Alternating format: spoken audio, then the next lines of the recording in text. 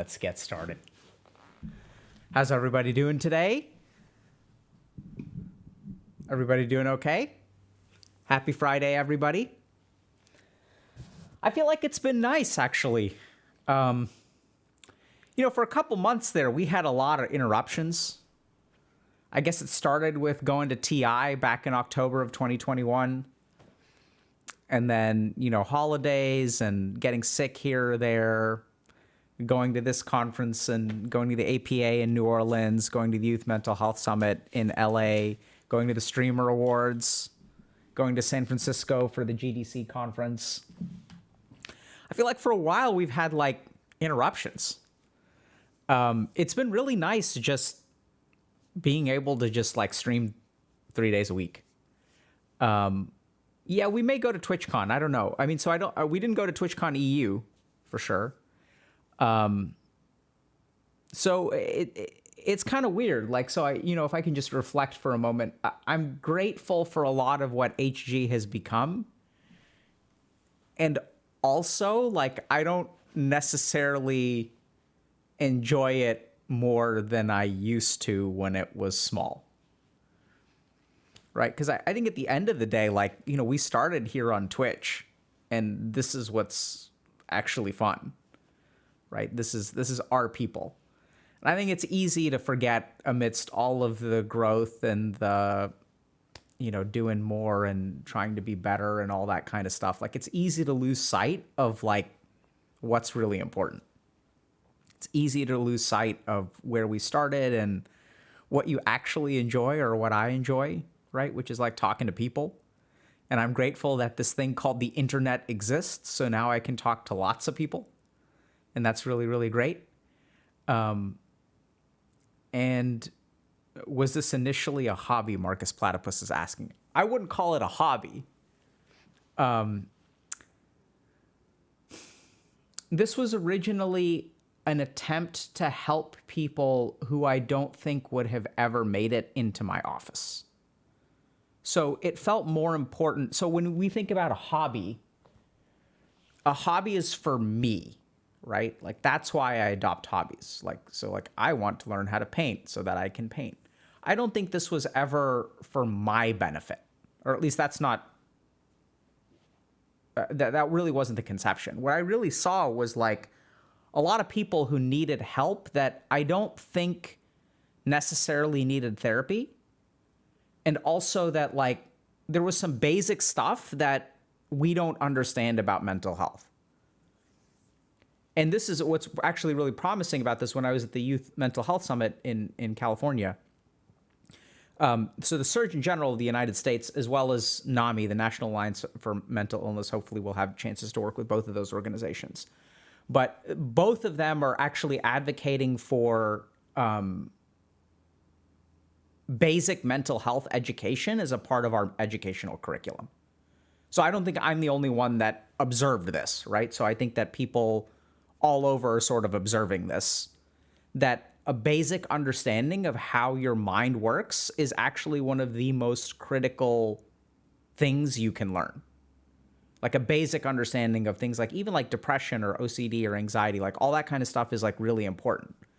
And so what we're seeing is moves to make mental health education a part of our core educational curriculum, which is sort of basically what I saw. I mean, I didn't sort of kind of envision it quite at that scale, right? I was oh, there's a bunch of gamers and they struggle to stop playing video games, and maybe I can teach them a little bit about how to stop playing video games, because I don't necessarily know that each and every one of those people who's struggling to get away from a screen has some deep set trauma that needs intensive psychotherapy. I think sometimes it's just we don't realize what technology is doing to us. We don't really realize how our ego works.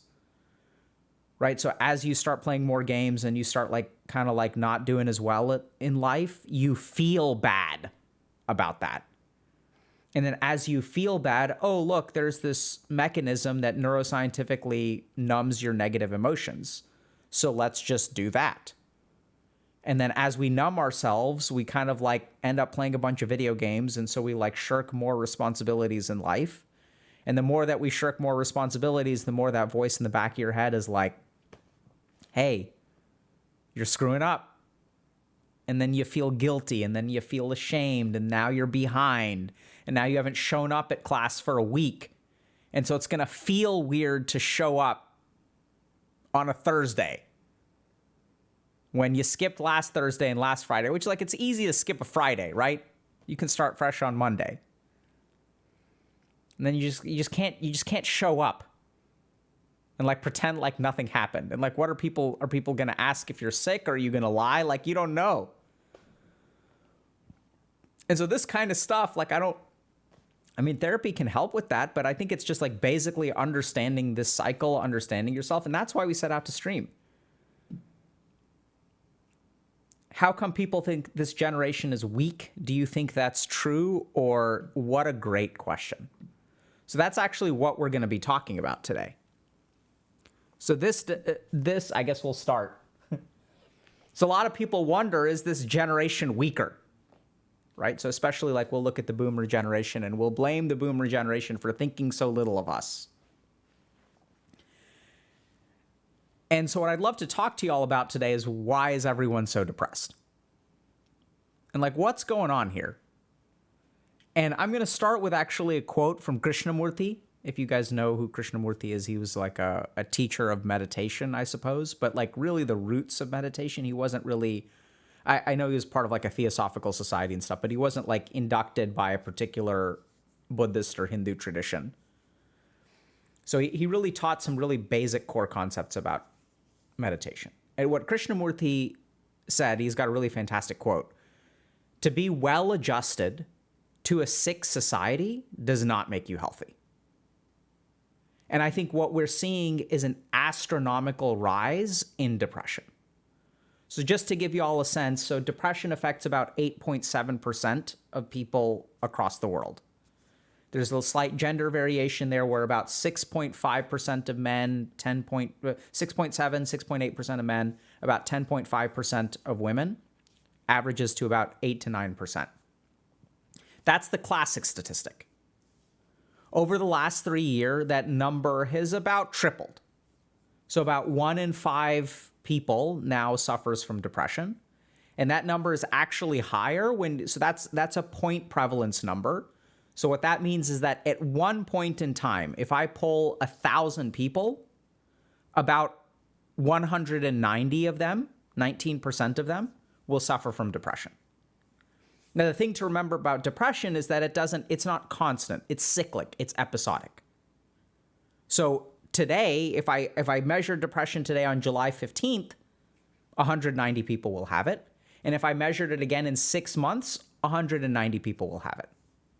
But those 190 people may not be the same people. In fact, it's likely that many of them are different. And so what we're starting to see is the number of people who will experience depression over the course of 1 year. So what percentage of people will be depressed over a year span, for a month, a couple months, things like that. The number gets scary. It gets to be like 40%.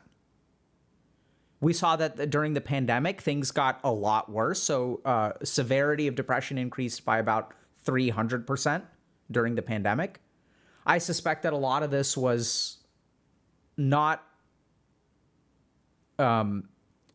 I don't think that all of this was like neurochemical imbalances that suddenly people are getting. I think what we're starting to see is that people are getting more depressed. And if we want to understand why that is it because we as a generation are weaker? Are we weak? Right? Are we a generation of people who can't handle it?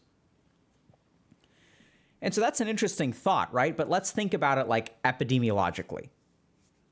So because our generation also got a lot of COVID, does that mean we all have weakened immune systems? Are the immune systems of the current generation weaker than the prior immune systems? No, absolutely not. So what we tend to see is that if there's a world effect, if there's some kind of external effect that affects a whole population, that is likely to be like, it's not an internal weakness. Does that make sense? So the more that we see society getting depressed, it's not an individual factor. It's actually a societal factor. And if we want to understand why our society as a whole is getting more depressed, we've got to start with why human beings get depressed in the first place. So why we evolved the capacity for depression. Then what we're going to dig into is understanding the mechanisms of depression. So how does depression affect people? Like how does it work? And then once we understand what the mechanisms of depression are, we can look at, okay, what's changed for us recently? And are societal factors changing that sort of intersect with the mechanisms of how we get depressed? And does that give us some sense into why people are depressed more? So let's start with why we evolved to get depressed, or why we evolved to experience sadness and depression. So the first thing to understand is that to a certain degree, depression is like within the normal range of human experience. And we're not talking about a clinical illness here, but we're talking about periods of sadness, okay? So if we kind of think about it, why is the human brain capable of sadness? Like, why doesn't our human brain just experience positive emotion? In order to experience, since we experience depression and anxiety, what that means is that these emotions, or sadness, let's call it sadness and worry, these emotions must have positive effects. Like they have to have evolutionary survival benefits. And we sort of see that this is the case. So for example, anxiety or worry allows us to predict future problems. And once we are able to predict future problems, if we get anxious about them, we'll alter our behavior to avoid that problem. Right? So if I'm worried about running out of food in the winter, that worry is going to drive me to look for more stuff, store more food, prepare for a rainy day. And so what we tend to see is that even squirrels will prepare for winter, right? By like burying food. So there may be some amount, we don't really know. I mean, I haven't looked at research on this, but I imagine that the squirrel experiences some degree of anxiety where it's like, oh, I better take care of this, otherwise I'm going to be in trouble.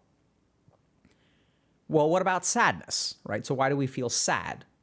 So sadness is a good way to correct our own behavior, right? So if I do something mean to someone else and other people get upset with me and they shame me and then I feel sad, that sadness is going to essentially be an internally imposed punishment that prevents me from engaging in the behavior again, right? When I get ostracized for something and I feel really bad about myself, ostracization, if I was like completely numb on the inside, being ostracized like wouldn't really affect me very much. And we actually see that with people who have like sociopathy or antisocial personality disorder, where their inability to experience things like sadness or guilt or stuff like that causes them to oftentimes have trouble in terms of interacting with other people, which is one of the reasons why we see a higher amount of antisocial personality disorder in jail.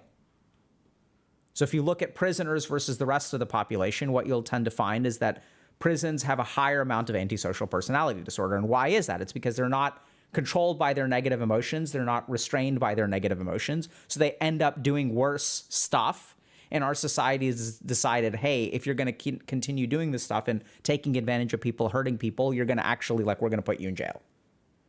So we can see that negative emotions absolutely have a positive impact.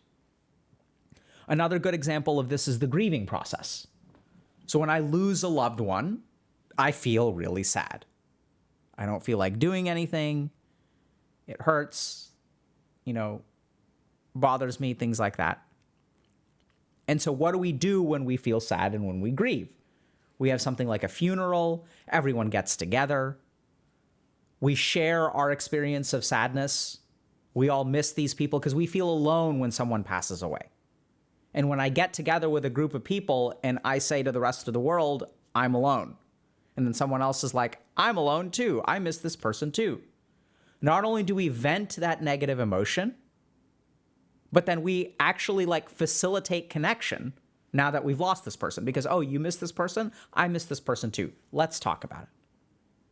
And what we tend to find is that, grieving processes, funeral processes, are conserved throughout humanity, right? So this isn't culturally bound. It's in our brains. And even I've seen articles and stuff about even elephants will grieve, right? Animals will grieve. So this is such a basic part of like processing loss and recovering that we grieve. And so the grieving process involves essentially venting some amount of negative emotion and then also connecting with other people who struggle with the same things you do. And it turns out that like almost on a biological level, right, because animals do it, that improves our life in some way. We feel better about ourselves, but it also improves like objective levels of function. So y'all will understand this, by the way, if you kind of like, if you know people who haven't grieved appropriately, right? People who get hung up on the one that got away and can't grieve a relationship, and then they're stuck in their life. I used to be captain of the football team 25 years ago, and man, I had all the glory. And now it's like they're so resentful and caught up about being captain of the football team but never doing anything better that that's what all of their identity and ego is based on. They feel stuck in life. You can't move forward. And so these basic principles of like connecting with other human beings and experiencing sadness and venting that emotion actually causes like improvement. And by the way, that's part of the reason we have group coaching, because we sort of recognize this, right? That actually it's kind of interesting. All you have to do is get a group of people together, help them vent their emotions, and help them share common experiences, and those experiences will actually get better. Now, you can improve that process by throwing in a coach who is a trained facilitator who can sort of help people overcome those things, get unstuck, you know, like not get hung up on the one that got away, right? Because it's interesting, because if I talk about the one that got away and you talk about the one that got away, I start to realize, oh man, this guy's really stuck. And then I'm like, wait a second, I'm really stuck too. Holy crap, I never realized it. Anyway, so this is a very conserved thing. So even sadness, depression, grief, these are like very conserved things. We've evolved to have them. And so once we start to experience some of these things, like let's try to understand a little bit about what is the mechanism of depression. So when someone gets depressed or when someone gets sad, how does that manifest in their mind? So the first way that we sort of kind of can understand depression is through identity. And this is what's so tricky about a generation that gets depressed. Because what happens is, even if it's a generational effect, even if it's a societal effect, and there are all kinds of things happening in society, right? It's harder to find a partner now because of online dating. It's like so difficult. It was supposed to be easier because of online dating, but it's actually gotten harder. Now people are saying, oh, if you want to find a partner, get off of dating apps. Then it's like, what's the point of a dating app if the best way to find a partner is to get off of a dating app? We're dealing with, here's the other thing about what we're dealing with. You know these once in a lifetime kind of things? We've had like 4 of those in the last decade. 9/11 was a once in a lifetime kind of event. A global pandemic is a once in a lifetime kind of event. The subprime mortgage crisis was a once in a lifetime kind of event. The current crypto crash is a once in a lifetime kind of event. It's like, how many once in a lifetime events do we need to get bodied by before like the world kind of chills out? Now, here's the tricky thing about depression is that if you get depressed, you think it's your fault because that's what the depression does to you. Right? So like if you're alone at home and you can't find a job, you can't afford rent because of the crazy disparity between wages and housing prices and how that disparity has increased astronomically over the last 30 years. And then like, whose fault is that? Well, if you're depressed, it's your fault. Because a key part of depression is something called negative self-attitude. So you feel guilty. Oh, it's my fault. And we'll see this a lot, especially in things like unhealthy relationships where someone's depressed. And so we'll kind of see this where like you'll have, let's say you've got 2 people who are dating or in a relationship, they live together, and one person starts to get depressed.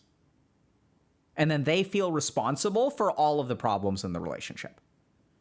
But the problem here is that they're only responsible for half the problems in the relationship, right? Your partner is contributing. The issue is that once you become depressed, your mind is happy to take responsibility for all of it.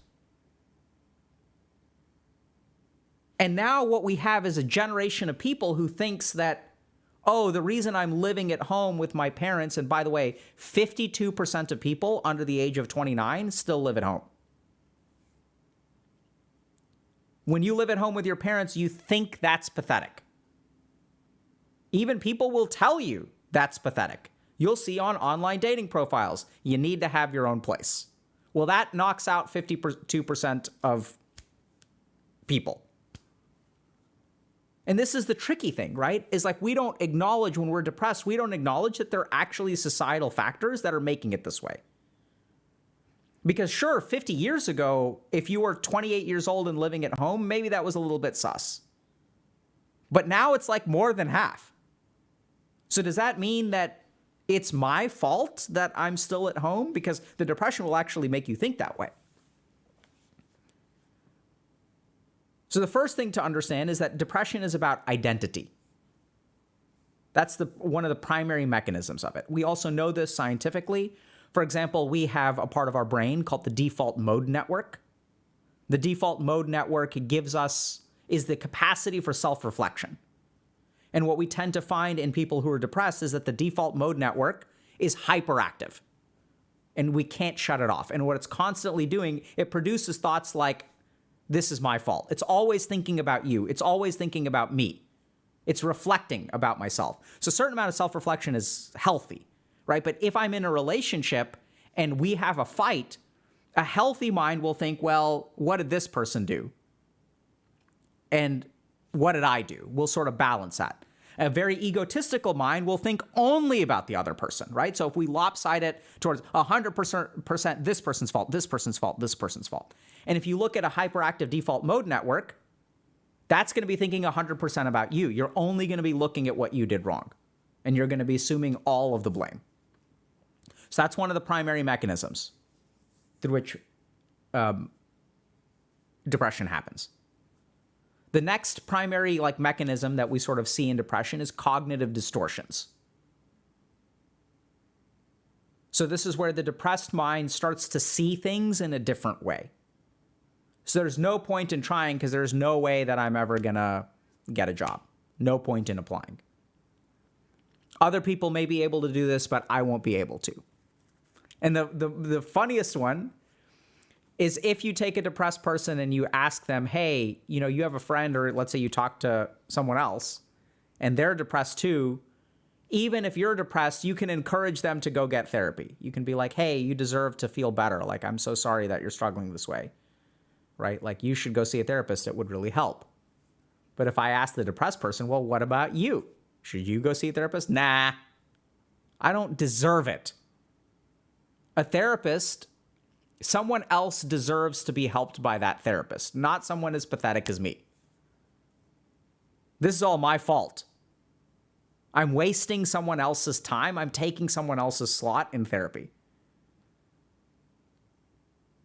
Right? So you'll see all these different cognitive distortions.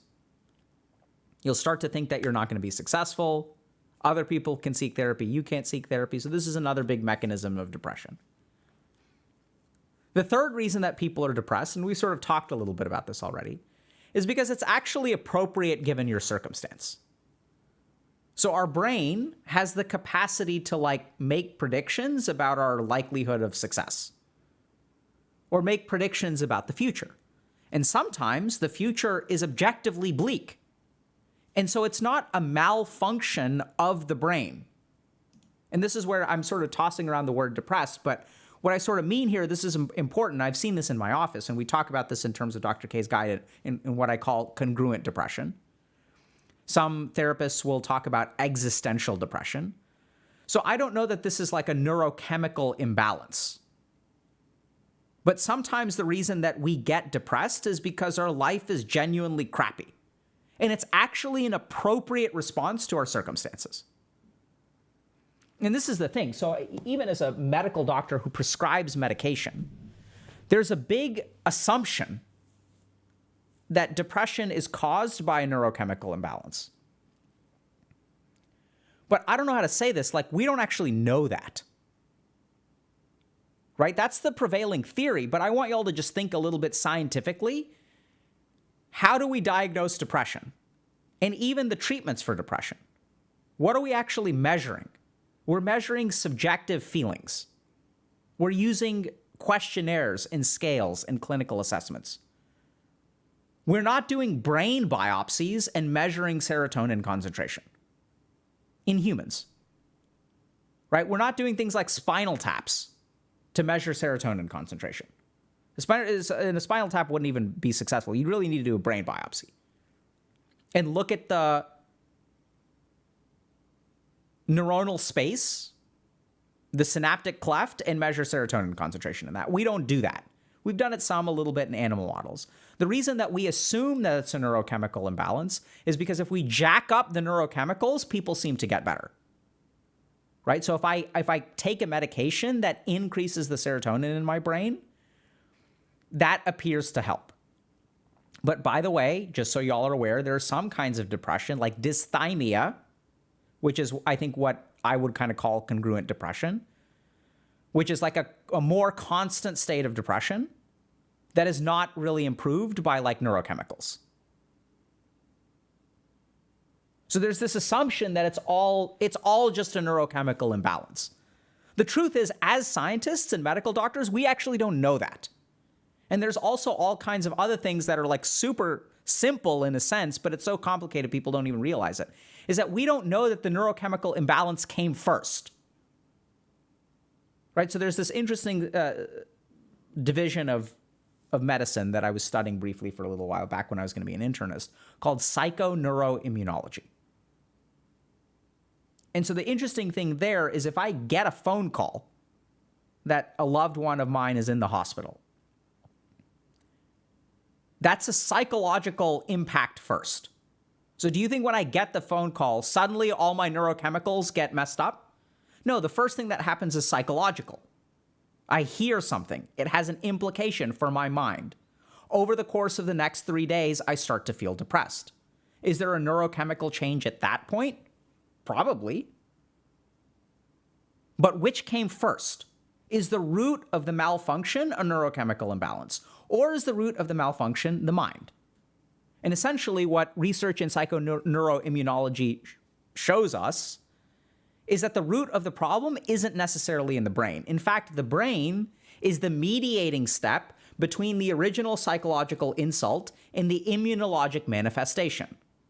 So psychoneuroimmunology looks at, for example, why stress makes arthritis, asthma, eczema worse. Stress makes autoimmune diseases worse.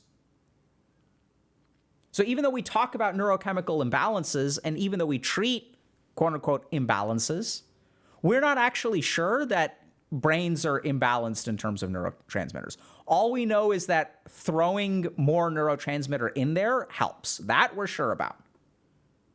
But does that make sense? Like, there's a subtle but very important distinction here. The other interesting statistic is that 60% of people who have depression recover without any kind of medical intervention. How did that happen? So we see this in our community. People start putting their lives together. And this is the key thing about this third sort of cause of depression, is that sometimes it's actually appropriate to your life. Right? If I get caught cheating in school and I get kicked out of school and I've got 2.5 years of loans, but I'm not going to get a degree, I don't know if I'll be able to transfer. It's like appropriate to be depressed. This is not a malfunction of the mind. And the most shocking thing, so I'll share a really interesting study.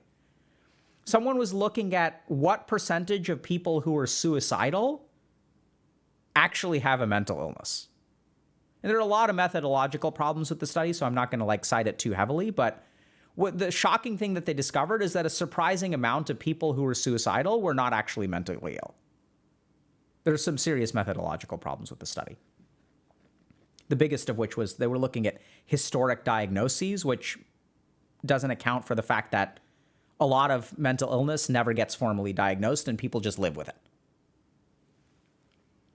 But sometimes, I know it sounds weird, as I say this as a psychiatrist, like the way that I can help sometimes people who are suicidal is, this is important to understand, is by not assuming that, oh, this person is suicidal because their brain is malfunctioning.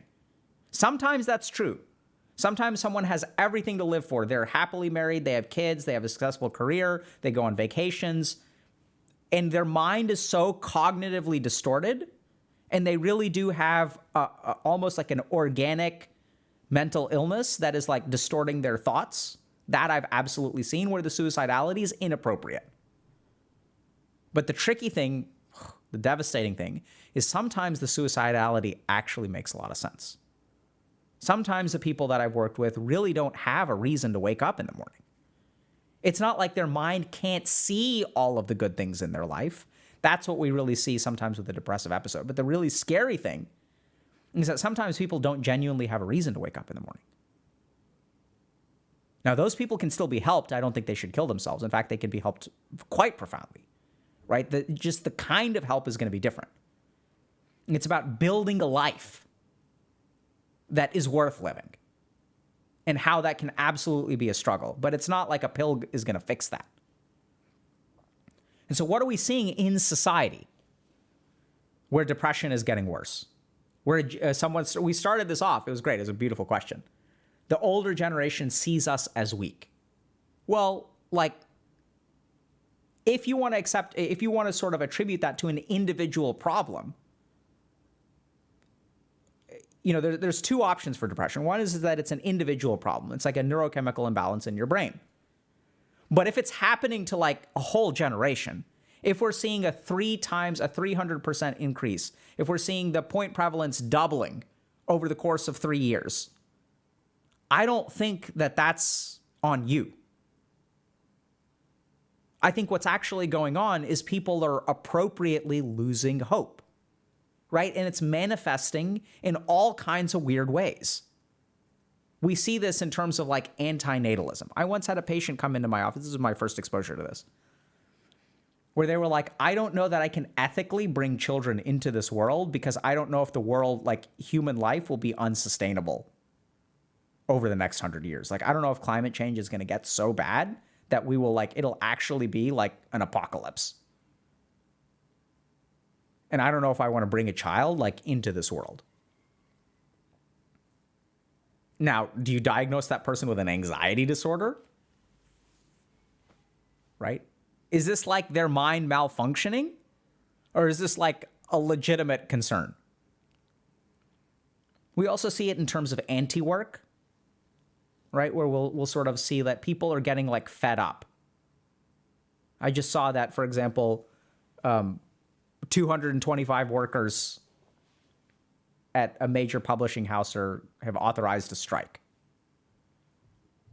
And so the thing is, sometimes the future is like actually bleak. And what we tend to find in our society is that society is actually changing to make us more depressed.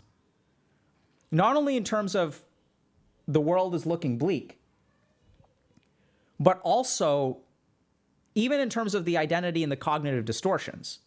So, for example, part of the reason that we feel so negative about ourselves is because technology and the way that our society is evolving is making us feel more inadequate. Right? So a big part of feeling inadequate when you feel depressed is comparison. And it's so easy to compare yourself to other people and find yourself wanting.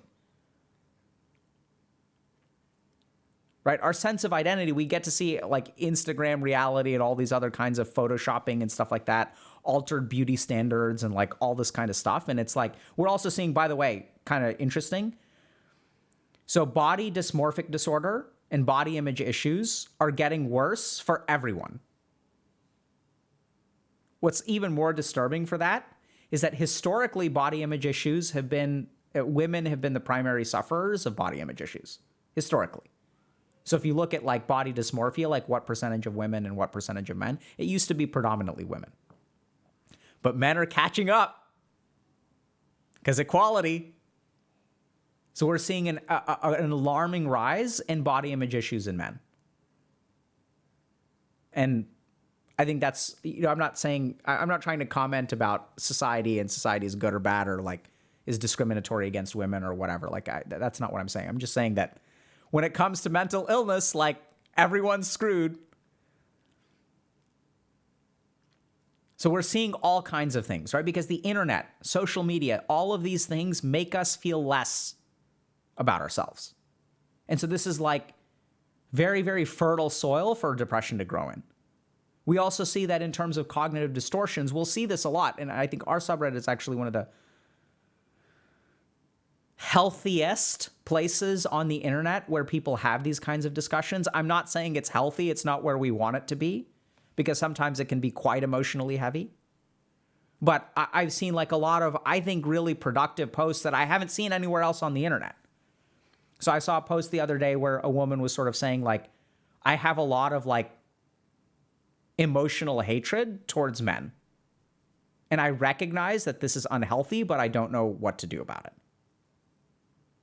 And then we'll also see like other gender variations, right? So it's not just women hating men. We'll have men posting on our subreddit where they'll sort of say like, I have a lot of unhealthy attitudes towards women. Or I have these attitudes and like, I think they're unhealthy. I just don't know how to change them. And that's really awesome that people are having that discussion. Because in most places on the internet, what we actually have is reinforcing of cognitive distortions. The COVID vaccine is going to inject 5G networks into my, like, what? That's not even physically like, what? So what the internet does is it takes a cognitive distortion from depression and transforms it into a delusion. When we reinforce cognitive distortions time and time and time again, and when you have a group of people who all share a cognitive distortion, it like rises to the level of like delusional.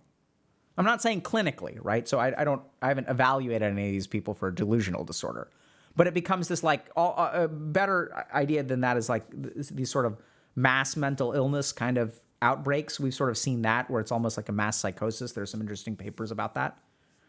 The point is that our current society takes these core aspects of depression, like identity and cognitive distortion, and amplifies them. And then the last thing is that actually, like, I know it's terrifying, but part of the reason that people are depressed now, I think you can't blame the individual if everyone is feeling this way. And is everyone feeling that way? No, like half of us are pretty lucky and aren't that depressed. But half of society is basically depressed now. A little bit less, 40% over the course of 1 year. And that's terrifying. So what do you do about this? So this is one of the situations where, as much as I'm a fan of coaching, I think the right thing to do is actually go see a medical professional. So this is where we don't know, right? So if you're struggling with these kinds of feelings, you don't know whether this is a neurochemical imbalance type or this is a congruent depression type where the world is actually going to hell. And that's why you're upset. We don't know. And so the most dangerous thing that you can assume is that it's one versus the other. So that's why what you should really start with is getting a mental health evaluation. I'm not saying treatment. I'm saying just get evaluated. Have an expert who knows how to tell the difference sit down and try to help you. Because the good news is that about a third of people who start things like antidepressant medication, their life completely transforms. And if you're in that third, and this is what's really interesting, is when I talk to patients, some people consider that to be lucky and some people consider that to be unlucky. So if I'm a high medication responder, does that mean I'm lucky or unlucky? They think that, oh, this means I'll develop a tolerance on the medication. I'll become dependent on it. I don't want to be dependent on it. But on the flip side, it's like you can actually take a pill every day for about a year and your life will be like so much easier. And then you can get off the medication. You can, there's a lot of evidence that shows that people will have single depressive episodes that are medication responsive, for example. And then you can pull people off of medication. They'll actually be okay.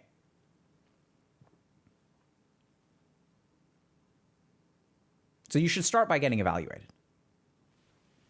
Second thing to consider, and this is really important, is when it comes to your depression, you should only take as much responsibility as is truly yours.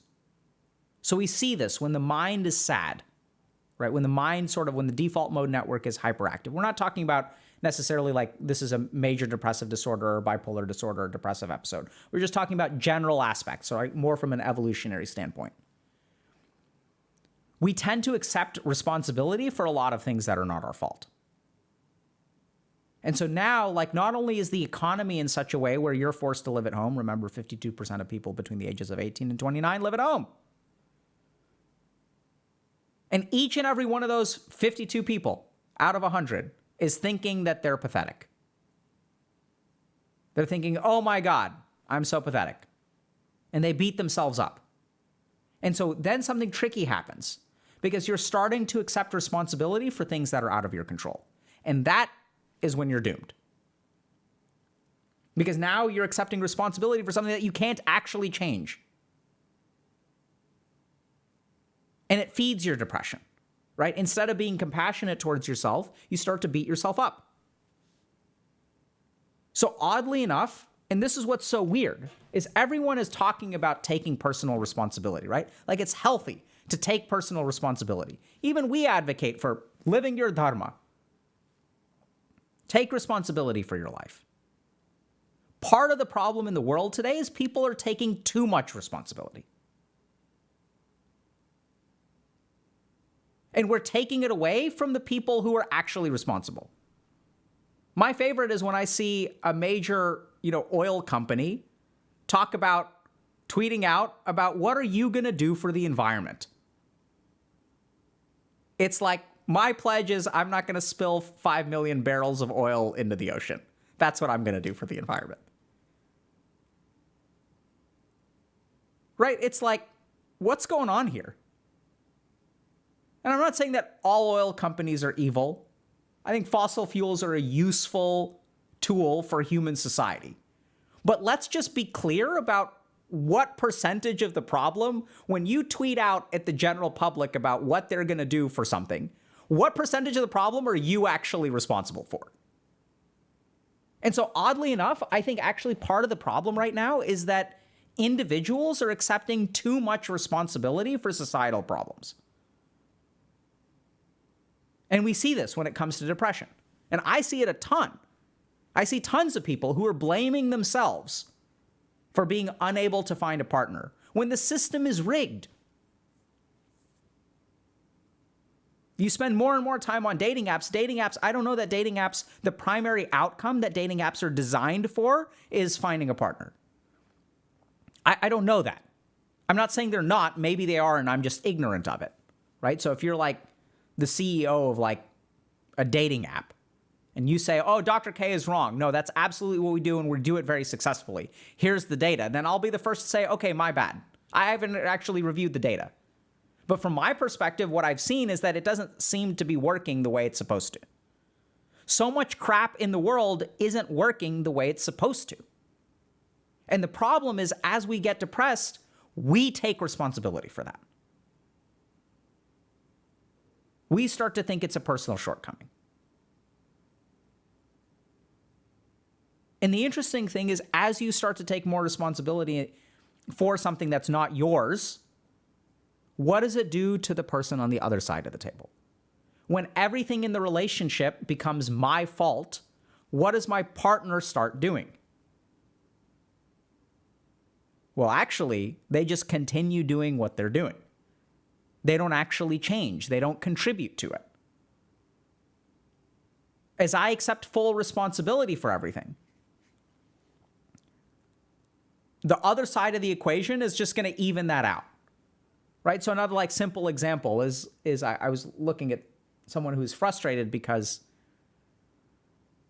so if I wake up my partner every day to make sure they're on time, and then one day I stop waking them up and they're late and they get mad at me, whose fault is that? Am I responsible for waking up my partner on time, or is that their responsibility? And then this is where everyone's like, oh, it's their responsibility. Like, you didn't do anything wrong. Well, hold on a second, because why did it happen that way? It's because for a long time, I did accept responsibility. For the last 3 years, I wake them up 3 times before they actually get out of bed. So even if it's not my responsibility, I've definitely contributed to the situation. Right? This wouldn't be this way unless my actions were what they were. So the key thing that really needs to start happening for this generation is to accept responsibility for only what you are responsible for. And paradoxically, accept less responsibility. Don't give other people a pass for bad behavior. And this is what's so fascinating about, like these dependent narcissistic relationships, where one person is happy to take none of the blame and the other person is happy to take all the blame. So in a sense, it's a match made in heaven.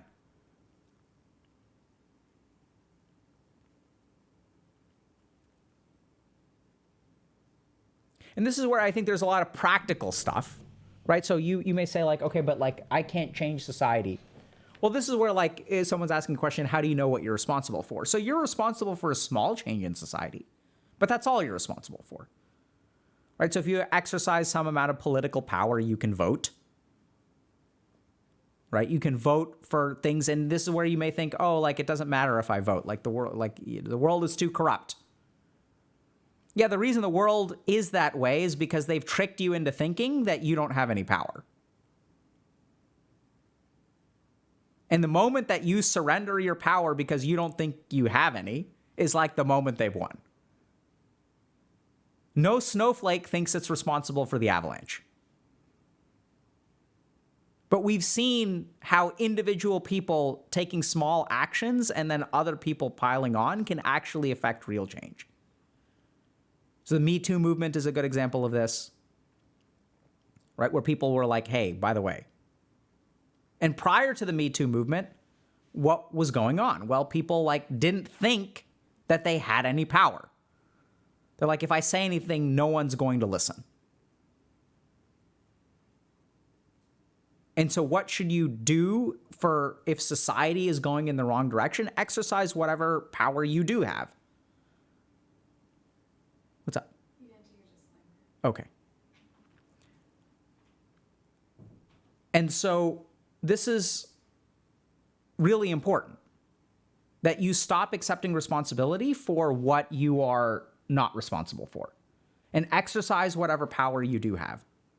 And at the end of the day, the key thing here is that as you accept less responsibility, hopefully you blame yourself less. You can start to be more compassionate towards yourself, and then hopefully that'll help.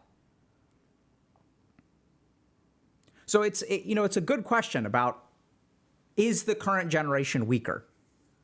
But my sense is that if something is happening on a societal scale, it's not the individual's fault, quote unquote. We each have an individual contribution. There are each things that we're individually responsible for. But at the end of the day, it's like we have to recognize that the problems that we face today are not all going to be solved in an office with a therapist.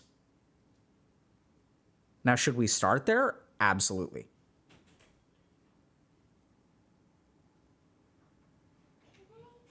Can I wash my hands here? I'm streaming, sweetie. Can you wash your hands somewhere else? I can Okay, you can wash your hands here. wash them quite quickly. Okay. So we didn't do our disclaimer today. So before I go further, I'll just sort of say, just a reminder that everything we discussed on stream today is intended to be for educational purposes only.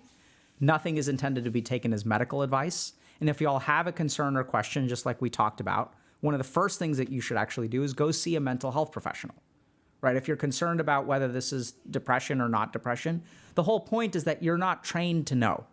And that's why we highly, highly recommend that y'all go actually seek medical care. Can you close the door, sweetie? I mean, what is it doing in here? I told you. Can you close the door, though? Yeah, I'll close the door. She came in here to wash my hands? Yeah, she does that sometimes. Hi, y'all. Yes, can you just wash my baby? Children, what you gonna do?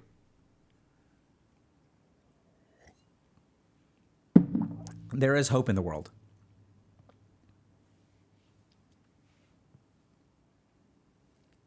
All right, so questions.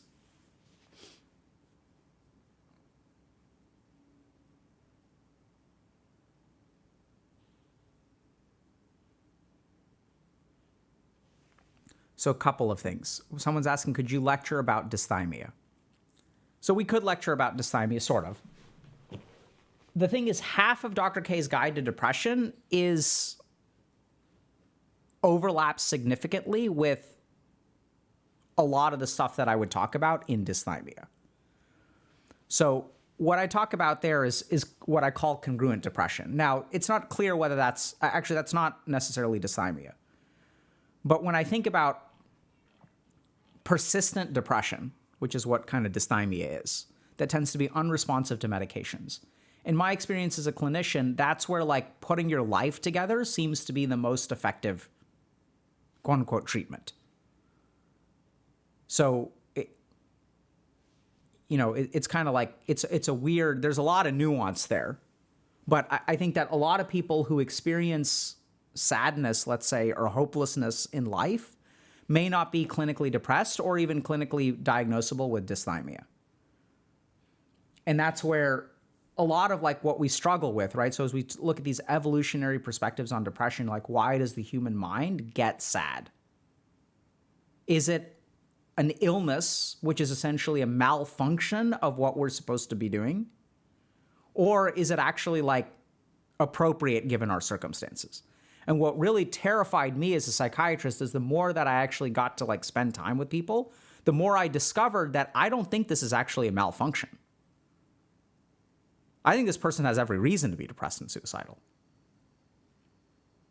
And the more that you begin to realize that this person, their experience is valid, right? So we understand this as a society, even psychiatrists, therapists are trained to be validating. But what I sort of found is that this is like way bigger than just validating someone's emotions. That this person really doesn't have a life where like that's like there's no hope for them in the future. And so does that mean they should kill themselves? Absolutely not. It just means that the focus should be different. It's sort of like in depression, in a clinical depression, I view the instrument that is making the judgments as busted. So the measurements are fundamentally flawed because your instrument is not calibrated. But sometimes what happens is your instrument is perfectly calibrated. It's just the measurements it makes are very, very bleak because that's actually what they are. And that's the key thing to understand. And the reason that people are getting more depressed today is not, I don't think that everyone's measurement instruments are miscalibrated. I think actually what we're seeing is that people are accurately measuring a hopeless future.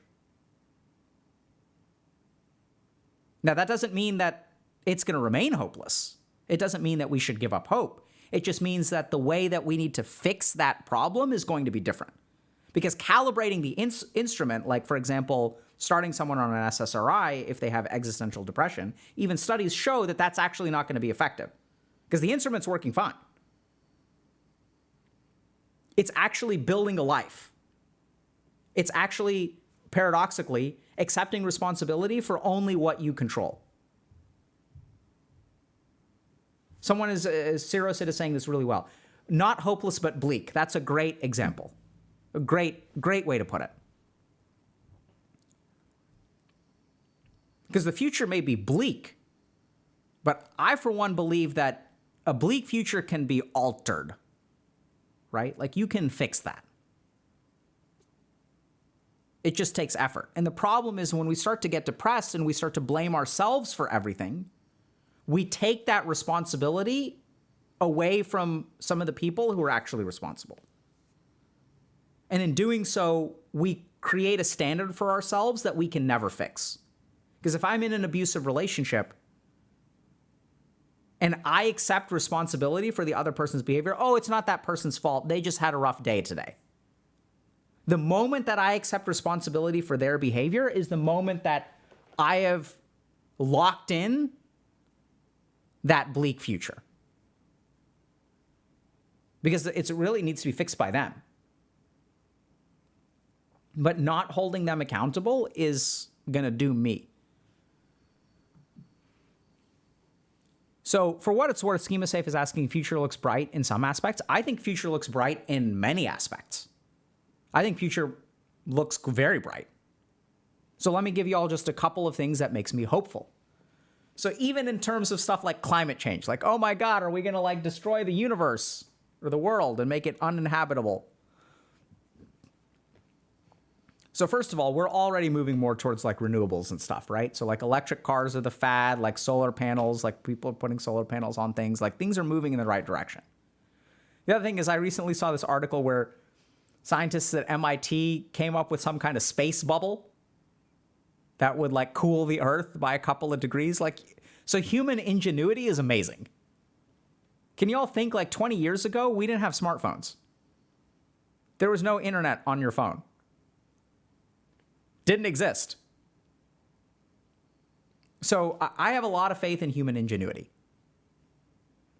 I also have a lot of faith in a lot of things like actually like things like Twitch and YouTube. So we have, how can I say this? I feel like we're at end game content in the world. So are the problems we face hard? Yes. Are things potentially catastrophic? Absolutely. But we also have tools at our disposal that are like we've never had before. So we have things like the internet, where literally I was sitting in my office like 4 years ago when I was thinking about starting Healthy Gamer. And I was like, oh my God, there's so many people out there that need help. And if this was 104 years ago, that's where things would have ended. But it's like now I can hop on Twitch and I can talk to 3,195 people at the same time. That's wild. Like if one person can help 3,195, let's even assume that half of y'all are AFK and this doesn't even apply to you and you don't even get help. Let's cut it in half. Hell, let's cut it by 2/3. So let's say 1,000 people got helped this hour. Let's be conservative, right? Because like most of y'all, I can't really help you because yeah. But that still means in 1 hour of my day, I can help 1,000 people. And if there were 10 people helping 1,000 people, then we'd help 10,000 people. So in 10 hours, if you're able to help 10,000 people, that's wild. Does the world need a whole lot of help? Absolutely. And what's really cool is that we have this thing called the internet. And this is the other wild thing. So it's like sometimes on a YouTube video, we'll get like, let's say 100,000 views. So we live in a world where like you don't even need to be awake right now and you can still get helped by this. Like that's pretty neat. So I feel like we're sort of at end game content where the bosses are harder, but our gear is like pretty friggin' sweet. So I'm actually pretty hopeful. You know, the sun is shining today. I'm in the middle of work and I got to see my kid for a minute. Like that was pretty cool. Was it annoying that she kind of like came in here? Sure. Was it disruptive? Yes. But it was also like nice, right? Like the pandemic was bad for a lot of different reasons, but there was also like all kinds of silver linings that are coming out of it. And one thing that I think the pandemic did is it exposed the weaknesses in our system. It exposed the structural deficiencies. It made us realize that here's the thing, I don't know if y'all realize this, but mental health was getting worse and worse and worse for years before the pandemic. Back in like 2010 or 2012, mental illness surpassed cancer and cardiovascular disease in terms of mortality and morbidity across the US at least, and I think the world. So this has been going on for decades. The pandemic made everyone realize it. 3 years ago, I went to the American Psychiatric Association and I said, hey, I think we need to start focusing on video game and technology addiction. And their answer at that point was, sorry, we're too busy with the opioid epidemic. I was like, okay, cool. This year, a couple months ago, I go to the national meeting of the American Psychiatric Association. There are 4 presentations about video game addiction. So we may be like a little bit slow to the party, but like things are actually looking up. I'm actually very optimistic. The problem is that when we live in a world where the most negative content rises to the top, it's like there's a war in Ukraine and we're going to like, that's going to be all of our news feed for a couple of weeks until the next thing happens. And then that's going to be our news feed for a couple of weeks. And then the next thing happens. Because the brain has a bias towards negative emotion over positive emotion.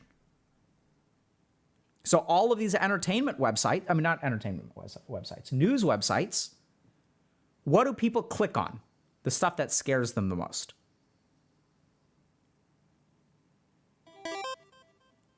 And if we click on something that scares me, and then the news organization figures that out, they're going to put scary stuff after scary stuff after scary stuff. And what happens is our mind gets bored of being afraid. We build a tolerance to fear. That's also adaptive, right? Because like once I see a tiger footprint and then I'm running away, like for the first couple hours, I want to be scared, but then I want that fear to calm down. And so then what they do is they find something else for our mind to be afraid of.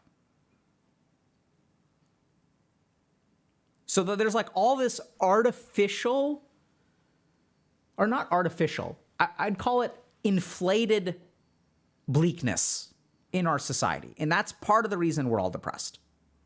Are things bleak? Sure. But they're not as bleak as we think. Right? If I go to like r/dating advice, boy, is it a bleak place. Because the people in happy, healthy relationships aren't hanging out there. So there's such a huge selection bias.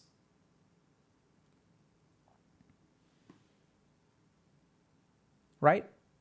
There's a selection bias in our news. And what's the selection bias in our news? It's a competition to get the most eyes on your things so that you make advertising revenue. So this is why we have clickbait. And we play this game too. We've had people criticize us, your titles are too clickbaity. And it's like, so then we've got a question, okay, like, thank you for sharing that. And we definitely do consider that kind of stuff, right? And I don't know if y'all have noticed, but we've started to be less clickbaity. But then it's like, okay, we've got an option. We can upload stuff on YouTube and we can have people watch it or not watch it. Which one is more important? Right, so we appreciate all the feedback, honestly. Like, a lot of people will give feedback and like, it's good. Like, we'll read all of it. So oftentimes when people give feedback, they don't understand all the pieces of the puzzle, but we appreciate it, right? So we're here to try to do a better job for you.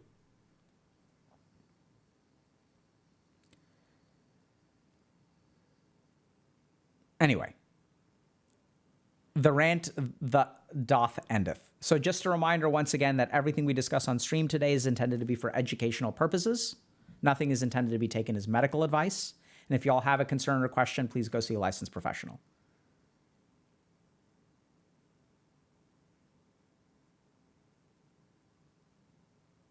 All right, shall we move on? Someone's asking, when I'm getting better, how do I stay at that level and not get worse? This is a great question. So if you start to get better, how do you keep getting better instead of sliding back?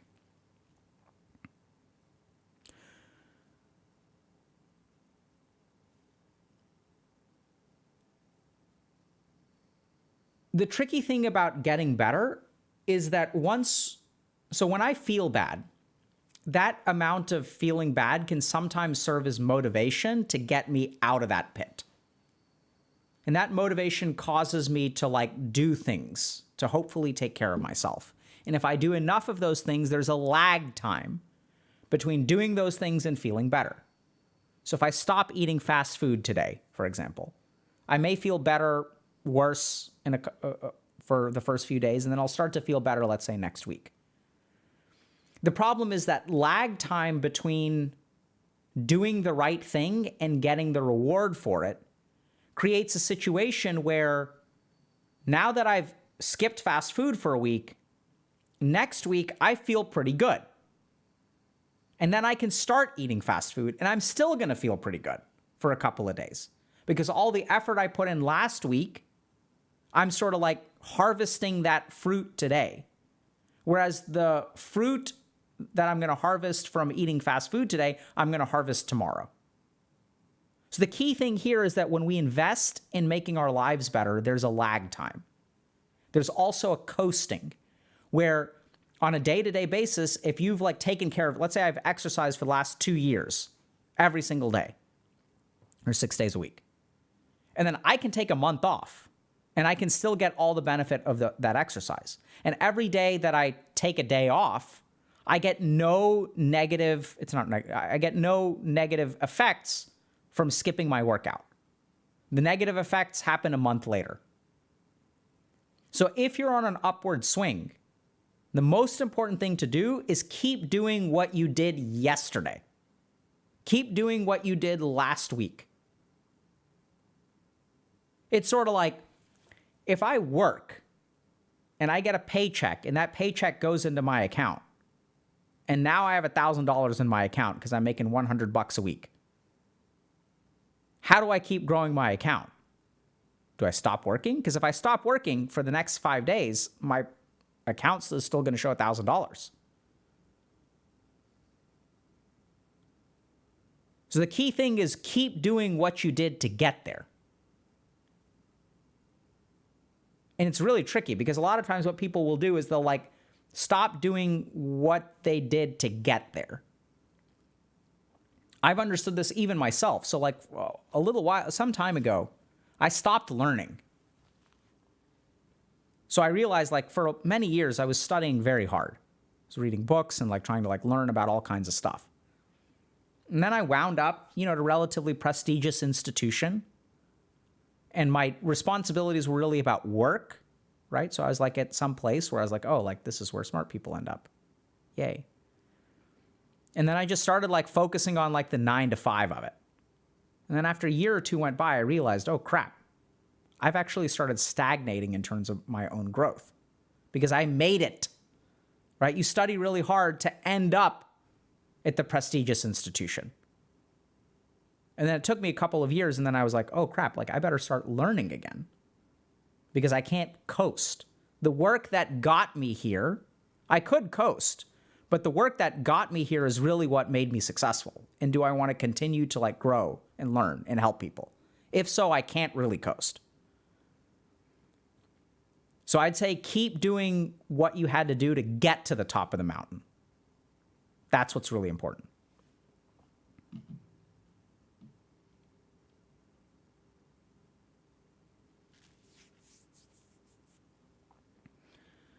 What do I do if I'm tired to even start looking for a reason to live? So honestly, V4, I'd say like go get a medical evaluation or mental health evaluation. That's a great place to start. And the reason that I recommend that as a place to start is because it doesn't actually involve much work, right? Sure, you're going to have to make a couple of phone calls. You're going to have to make an appointment. You have to go to the appointment. But the key thing about this is what's really important about mental health evaluation is like they're responsible for it. So really your responsibility is to make the appointment, show up at the appointment, go and sit down in the chair, and they'll take it from there. So if you don't have a whole lot of energy, let someone else do some of the lifting for you. And depending on how they're able to help you, you're going to have a little bit more energy, and then you're going to have a little bit more energy, and then you start to feel better. And in the same way that there's a downward spiral, there can actually be an upward spiral. And if you really are feeling super hopeless, I think that's absolutely important to get a medical evaluation.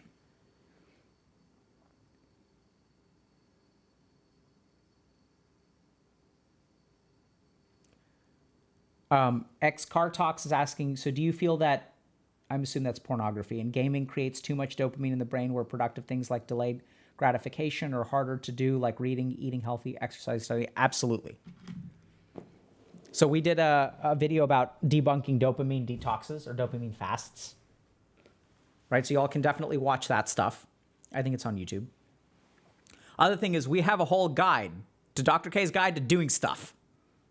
So how do we motivate ourselves? That's coming out where we explore all that stuff. I actually reviewed 4 of the neuroscience videos. Honestly, it's kind of dense. Not gonna lie. You may have to watch like a couple of those more than once. I think I may have overdone it a little bit on the neuroscience, but I believe in the community. Y'all are smart. Y'all can handle it. I could have done a better job teaching is basically what I'm saying. So it's not quite as accessible as some of our other stuff.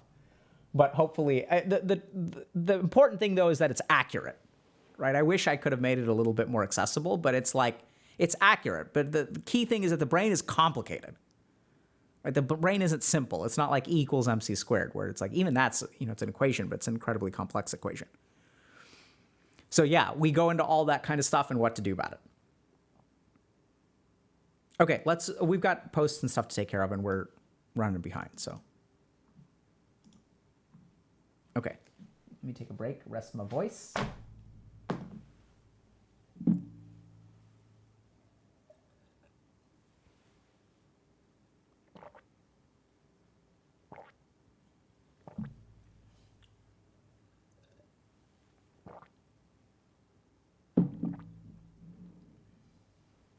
Okay.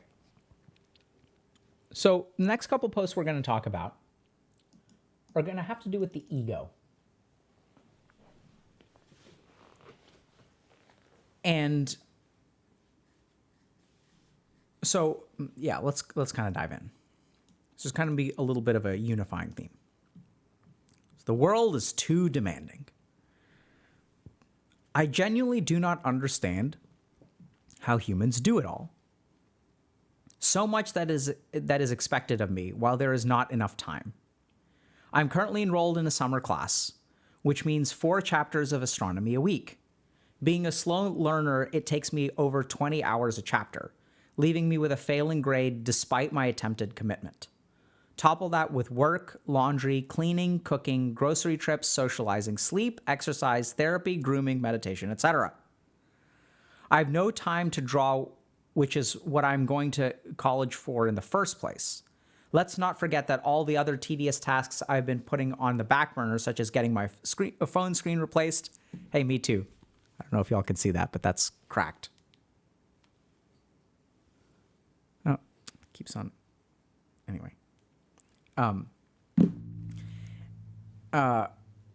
Or studying for the PERT exam, I get called irresponsible constantly and fall short in every regard. My boss told me the other week, I did work in school for 5 years. There's no reason you can't. But all that did is make me feel invalidated and less than. How does the average human being do it all? So this is tough.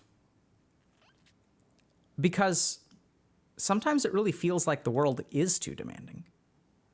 Like, we've got to be like functional humans, right? So we've got to like work. So it sounds like this person has a job. Have to do laundry, have to do cleaning, have to cook because we want to like eat healthy, have to go to the grocery store, got to maintain my social circle so I don't feel lonely. And by the way, I have to sleep somewhere in there, exercise somewhere in there, get therapy for my mental. You know, got to like groom myself, meditate, do all these things for self-care, work, study. This sounds brutal, by the way. Taking 20 hours a chapter sounds like unsustainable, by the way. That sounds terrible. But it does feel like the world demands too much from us. Right? Like, it feels that way. So, like, is it that way, or is this just, like, all in my head, right? It's good because your boss is like, back in my day, I was able to work. I worked and paid for my entire college. Because my college cost 13 cents a semester, and there was minimum wage back then was $1 an hour. And now it's like $7 an hour. Y'all making 7 times as much money. I had to work. I didn't take a single dollar of student loan debt back in my day. So it feels like the world demands too much of you. But does it actually? Like, is that really what's going on? Or is it like, are we just like, is it too much to handle for us? Are we just like not able to handle it? And I think actually the world demands too much. So it's tough because the more you look at what the world wants you to do, it seems to be increasing, right? So like, let's just like look at this for a second. I don't know if you guys have seen this. Have you all seen these entry-level positions that require 2 years of experience? Like what? Entry-level position requires 2 years of experience. We're starting to see, I don't know if you guys have noticed this, but if you go to like LinkedIn, what you'll see is that there's like an inflation of credentials. Inflation doesn't just affect money in currency. It affects credentials. So like back in the day, you could get a job with a high school degree. If you wanted a good job, you had to go to college. And now if you want to teach, you have to have a master's degree.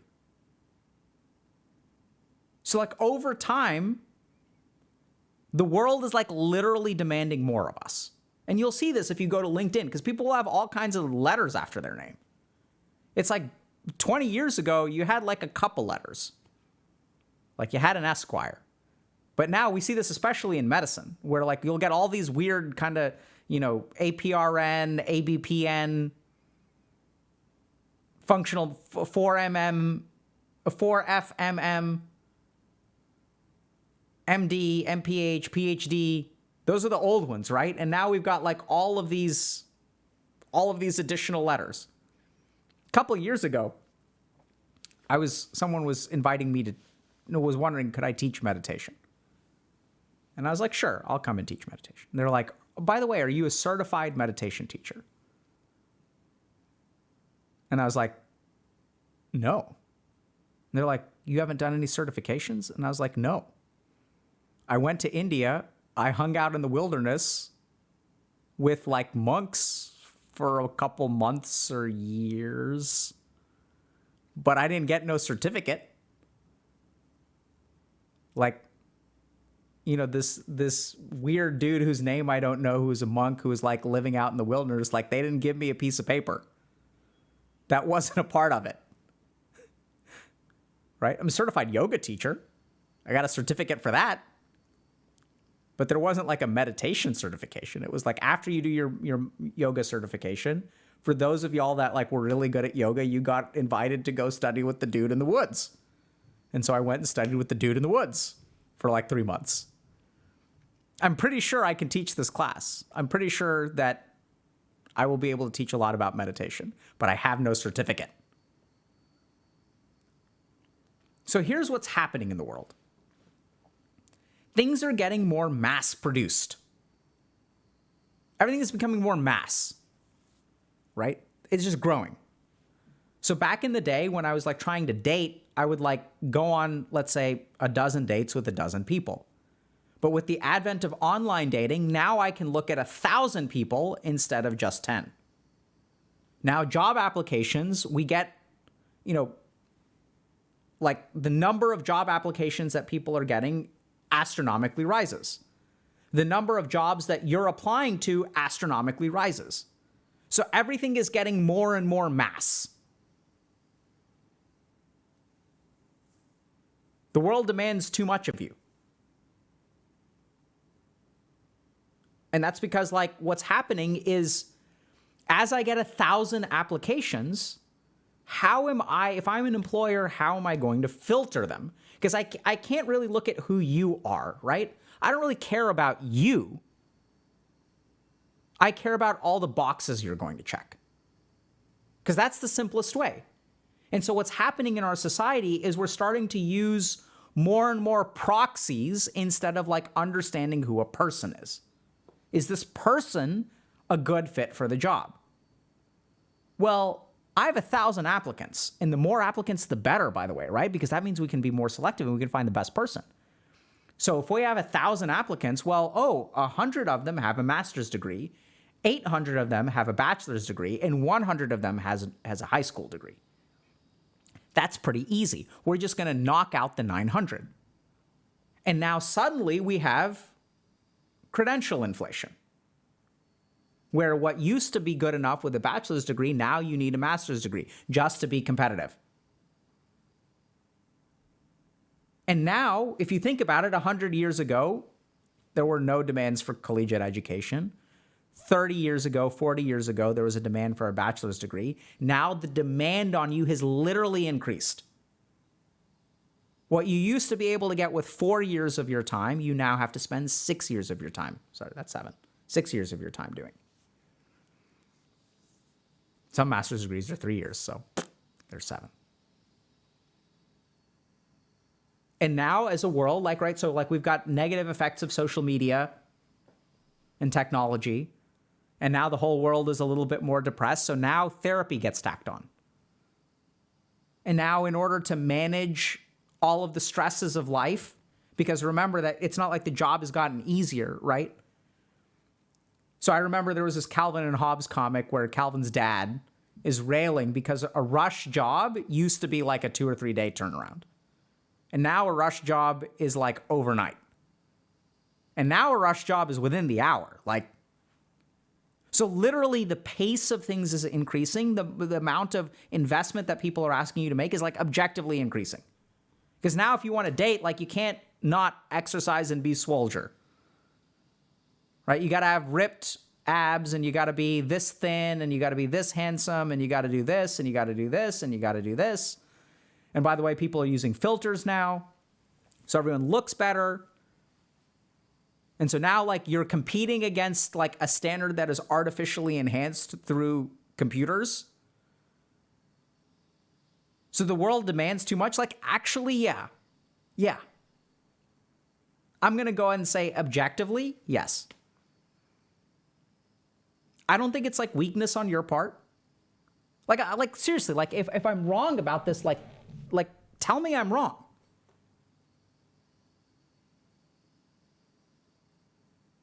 Tell me that if I get a master's degree in education and I'm passionate about being a teacher, that I'm going to get a better starting. If I am in school for 6 years, tell me I'm going to make more than $40K a year as starting salary after 6 years of education.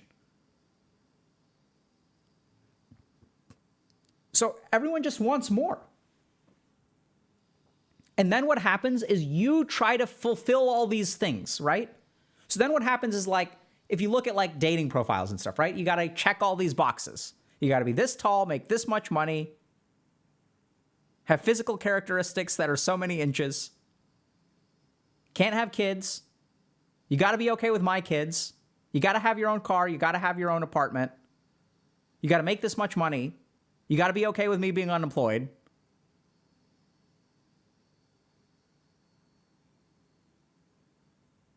Right? And that's sort of assuming like a male to female kind of thing. It's no better for women because men are out there being like, I expect you to cook. I expect you to clean. I expect you to do this. I expect you to do that. I expect you to be available for me, but I'm not going to be available for you. Right? And these are the worst specimens of each gender. For the most part, most human beings, male, non-binary, female, we're all like decent human beings who are willing to put into a relationship and are willing to like, you know, hoping to get something out of it.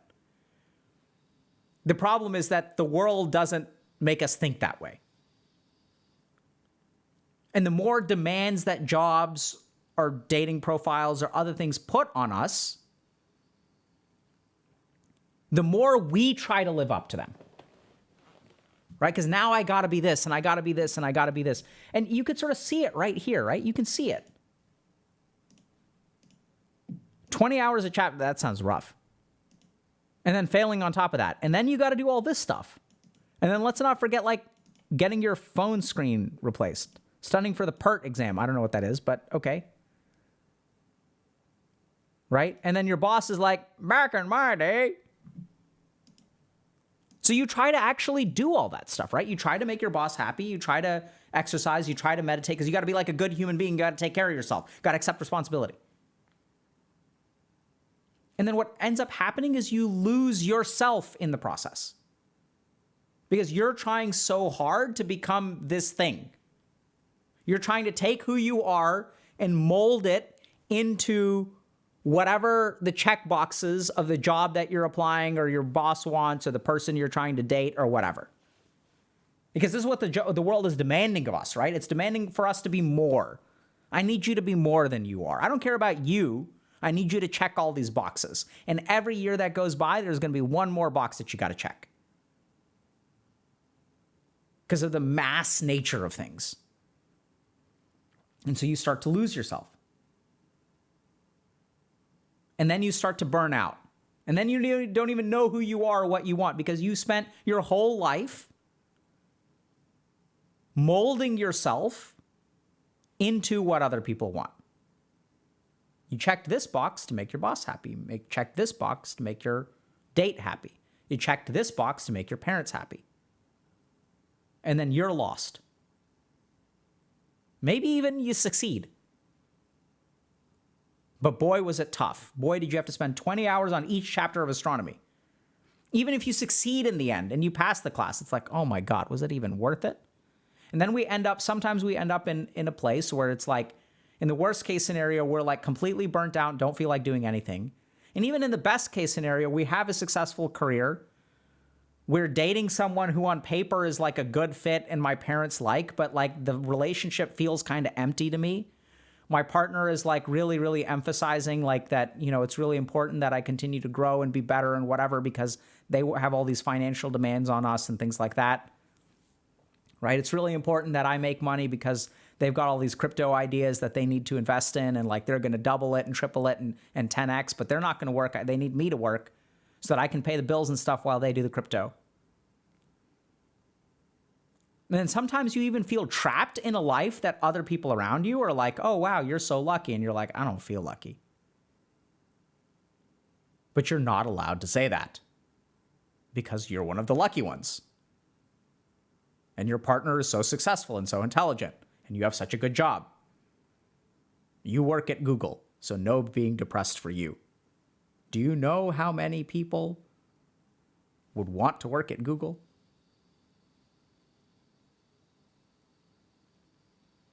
And so in both of these scenarios, what's going on?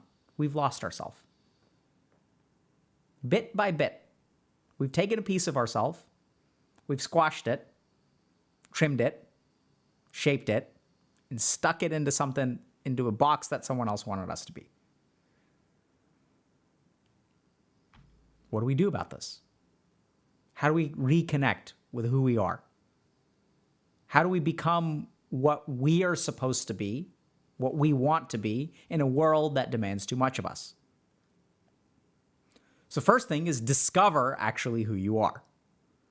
And you may say, well, that's kind of weird. Like, how do I discover who I am? It's actually pretty simple. I'm not saying it's easy, I'm saying it's simple. There are going to be a lot of times throughout your day, if you're in this situation, there are going to be a lot of times throughout your day where you're going to want to do something. There's going to be this little voice in you that's like, yeah, I don't want to apply for that promotion. And everyone around you is going to be saying, oh my God, you should apply for the promotion. The whole world is going to tell you to do something. But there's a voice that you've squashed and flattened over the course of the last couple of years.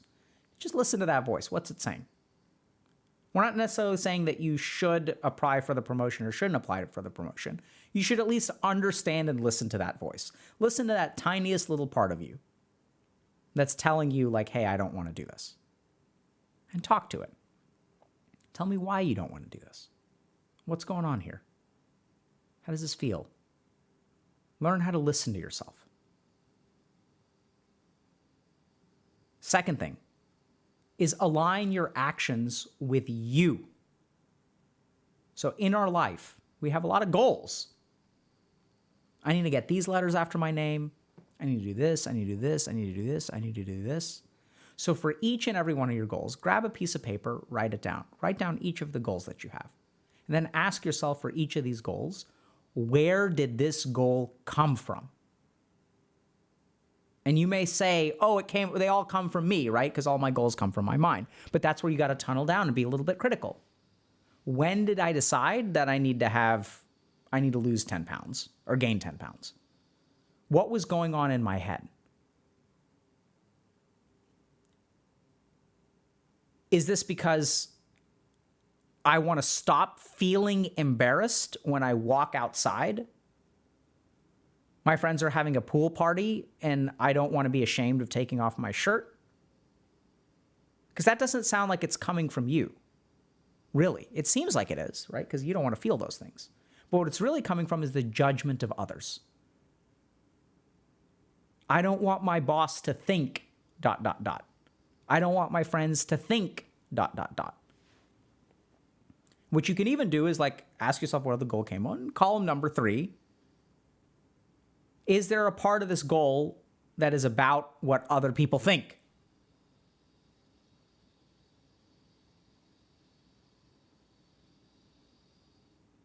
And what you'll tend to find if you write down all of your goals is some of those are going to actually be coming from you, right? Because even in this post, we can kind of tell. I have no time to draw, which is what I'm going to college for in the first place. So even this person can tell. Maybe they want to do meditation. Maybe they have to do work and cleaning and laundry and stuff like that. But this person has sacrificed what they want for what the world demands of them. Now, sometimes you have to make sacrifices for the world. Don't get me wrong. We're not suggesting a life of hedonism here. So it's like, I want to help people as a medical doctor, but I still have to write my notes. I got to do that. You got to take an L here or there for sure. Right? So if you have to study astronomy, you have to study astronomy to get your degree. Like, that's okay. We're not saying you should just do the things that are hedonistic and enjoyable for yourself. But what I'm saying is, like, on the one hand, there's hedonism, and on the other hand, there's, like, hopefully you don't fall quite this far, but there's a life that you've lived which is completely false, and you're completely burnt out, where you don't get to do anything that you want to do, and you're just trying to satisfy other people.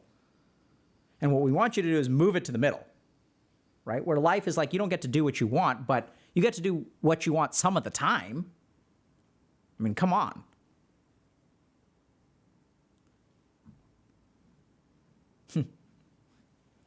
The last thing to do is acknowledge that it's hard. Acknowledge that the world is too demanding. Acknowledge that this isn't necessarily a personal deficiency. Acknowledge that the world is changing and the demands on you are very legitimate and very heavy. Now, what does this do? People say, like, oh, does that mean you're just accepting your fate, or like does that makes me feel worse? And this is where there's a really interesting principle from Buddhist psychology called the principle of two arrows. It's one of the concepts that we share with our coaches, for example. So they're all aware of this. So the concept of the two arrows is that life shoots an arrow at us, and it hits us in the knee. And then when life shoots an arrow at us, what we oftentimes do without realizing it is shooting an arrow at ourselves for getting hit by the first arrow. So there's not only the initial problem, which was outside of our control, but then there's the way that we react to it. There's the way that we beat ourselves up for the original thing that actually causes just as much damage. So, oh, my partner broke up with me because school is ending and they're moving to a different country. Can't control that. But if I'm not careful, I'll start blaming myself for it anyway. Oh, if I had been a better partner, or if I had applied for a job in that country, if I had done this differently, oh, I screwed it up. Right? If I was more lovable. There's all the things that we do to ourselves. There's all the blame. So it's one thing to throw a game, right? I threw, I misplayed. It's something completely different to tilt from your original throw. And this concept, this ancient concept from Buddhism, is actually very accessible today in video games. There's throwing and there's tilting. And what the Buddhists realized is that what screws you is not the throw, it's the tilt. So this is one of the core concepts that we teach our coaches. And when they work with people, they sort of like are on the lookout for this. So in a client, what is the throw and what is the tilt? Because when you have a throw, you shouldn't worry about fixing that, right? Because that's where, like, we get so caught up on that original throw. But that's in the past. You can't really control what life does to you. What we can control is the tilt. And oftentimes the reason that people get stuck is because they focus on the throw instead of the tilt. And what you really need to focus on is the other way. Because, like, sometimes you're just going to, like, life is not going to be lucky to you, right? It's like sometimes, like, I get a lag spike and my ping shoots up and I feed a first blood. I can't control that, but boy, can I tilt off of it, right? And interestingly enough, sometimes we tilt the hardest out of the things that are out of our control. And then, like, then we're really screwed because we're so hung up on stuff that's out of our control that we don't even control the tilting. And that's what really then that's what destroys the game. And so these kinds of core concepts are crucial, which is why we teach them to coaches. So how do you help a client recognize the difference between a throw and tilting? How do you help them not tilt? Because the cool thing is if you can help people not tilt, then you can move forward. You can actually fix things. So what is the value of acknowledging? Acknowledging prevents the second arrow. Acknowledging, hey, things are hard for me. And the world is actually harsh. And the world my boss grew up in is not the same one that I grew up in. And when you say that to yourself, let's look at what happens. All it did was make me feel invalidated and less than, right? So this thought, this reaction, you can't control what your boss says, but you can adjust or over time shape how you respond to it. And so by acknowledging, the world they grew up in was different from the world that I grew up in. I'm not actually, because the key thing is if you acknowledge that, then you're not less than your boss. You could actually be more than your boss and still on some level underperform your boss. So you must acknowledge. So at the end of the day, sometimes the world is too demanding. Feels too demanding. Let's start there. But is it really too demanding? Or is it just feelings? Am I weak? Or is the world actually becoming a harder place? I genuinely think the world is becoming a harder place in a lot of dimensions. Some things are absolutely getting easier, right? So like online shopping is fantastic. I don't have to sit in traffic to get a pair of jeans anymore. That's great. So there's definitely upsides. But in a lot of ways, the world is becoming more demanding. The simplest way that the world is becoming more demanding is an inflation of credentials. So you used to be able to get a decent job with 4 years of school. Now you need 6 or you even need 8. Right? Some fields like higher PhDs. So things are actually getting tougher. As mental health gets worse across the globe, our self-care needs to actually objectively increase to balance the negative influences of things like social media and technology. So that was like self-care that we didn't need to do. Like these Aboriginal societies didn't need to meditate to manage their stress. So like rush jobs and deadlines and things like that are like rapidly increasing. I was talking to someone who works in the film industry. They were saying that when they get an offer from like a producer to work on a film, they have to respond within 15 minutes. 2 hours later, job's gone. Think about that. Within 15 minutes, it's gone. So things are actually like, I think in a lot of ways, objectively getting harder. What do you do about it? First thing is recognize what standards are you trying to live up to that are actually like you versus other people. So like, remember who you are, because the world is trying to squeeze you into something else. We want you to check all these boxes so you can get this job. I need you to check all these boxes to go on a date with me. I need you to check all these boxes to be my friend. So the more that we start checking boxes for other people, the more that we lose sight of ourselves. So you have to start by discovering who you are. Listen to that voice, and that's very, very quiet. It's grown quiet because you've learned how to suppress it. Next thing you need to do is start aligning yourself with that voice. Practically, what does that mean? It means looking through your goals and trying to figure out how many of these goals are based on wanting people to think something about me, and how many of these are actually coming from me. And the last thing is to acknowledge that things are hard. Because beating yourself up, it's one thing to not achieve. It's a second thing to beat yourself up for not achieving. And it's fine to want achievement. It's fine to be disappointed that you didn't achieve. But you should at least acknowledge that there were genuine reasons why you didn't achieve. Because it's not all on you, right? If you didn't get a job, there are other applicants. You can't control the other applicants. You can't control the advantages that they had over you. Or you can't control, for example, like this person, the case that we looked at today, 20 hours to read a chapter. Like you are working so much harder than everyone else who's getting an A in astronomy because they're not studying for 20 hours on a chapter. And that's just not fair. And that sucks, but it ain't your fault, which is really important to understand. So acknowledge, align with yourself, and most importantly, discover yourself.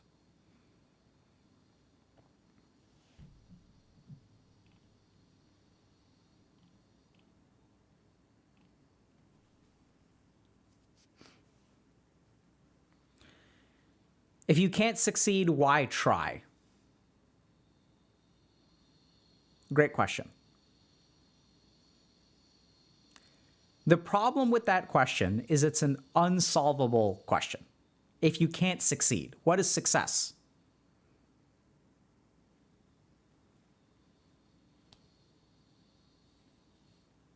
If I sit down to like queue for a game of, let's say, League of Legends or Dota, am I going to win that game? Maybe, maybe not. Even if you were to tell me I have a 100% chance, so let's say I've never played League of Legends before, and I install it and I queue up. What are my chances of winning? 1%, let's say. What's the point in trying if I'm not going to succeed? Oh, that's right. I can queue up for another game. And then my answer, everyone's saying 50%. Probably. TBH. So we think about success as binary and time limited. Why try? Because you could be successful next time. Why try? Because you're going to learn and level up from the attempt. There are a lot of reasons to try. In fact, I think most of the reasons to try have nothing to do with succeeding. Most of the value of action is actually not in the success. I'll give you all just a simple example. So if you're in medical school, what's the point of studying? What's the point of studying if I can't get an A? What's the point of studying if I can't even get a B? What's the point? The point is because one day I may be a doctor and someone's life may be in danger, and then like whether I am able to help them or not depends on whether I study.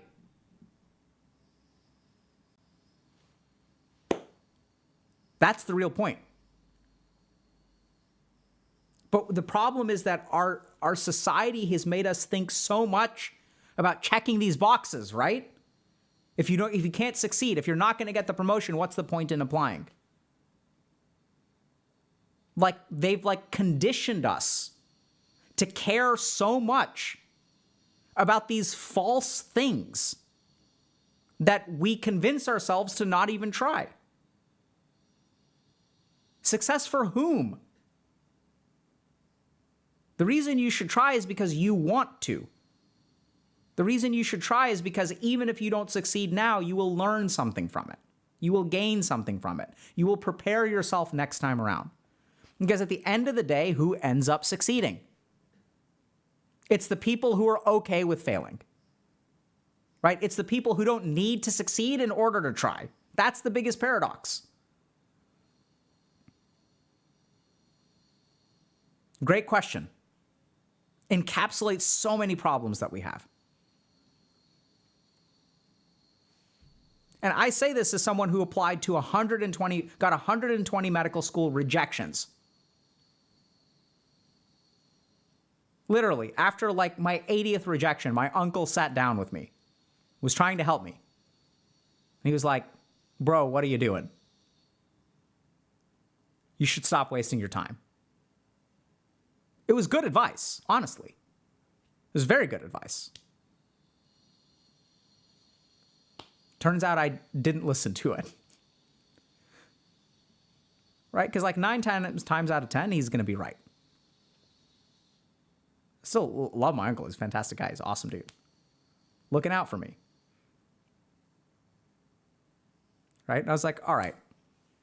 I even talked to my wife at the time. I was like, what do you think? Should I give up? I talked to my wife. I talked to a Swami that I was studying with, spiritual, like meditation stuff. And I was like, I failed to get in for 2 years in a row. Do you think I should apply for a third year? And the Swami was like, yeah, give it one more shot. Give up if this next time doesn't work. I was like, cool. He's such a great guy.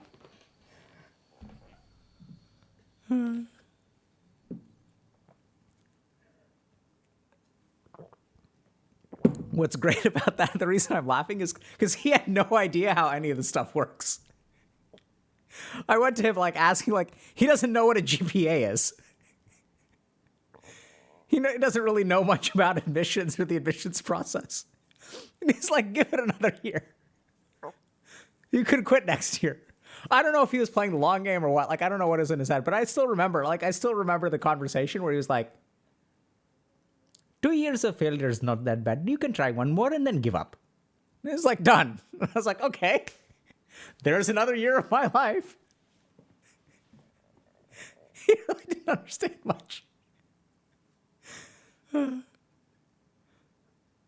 was just like so chill about it. He's like, yeah, just like fail for another year, bro. NBD.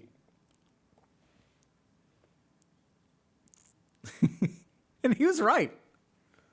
Right? It's like he understood time on a scale that I didn't.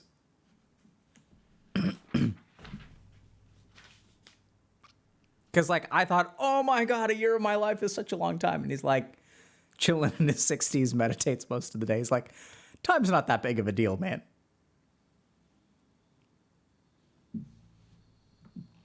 He was right. Yes, he was right in so many ways.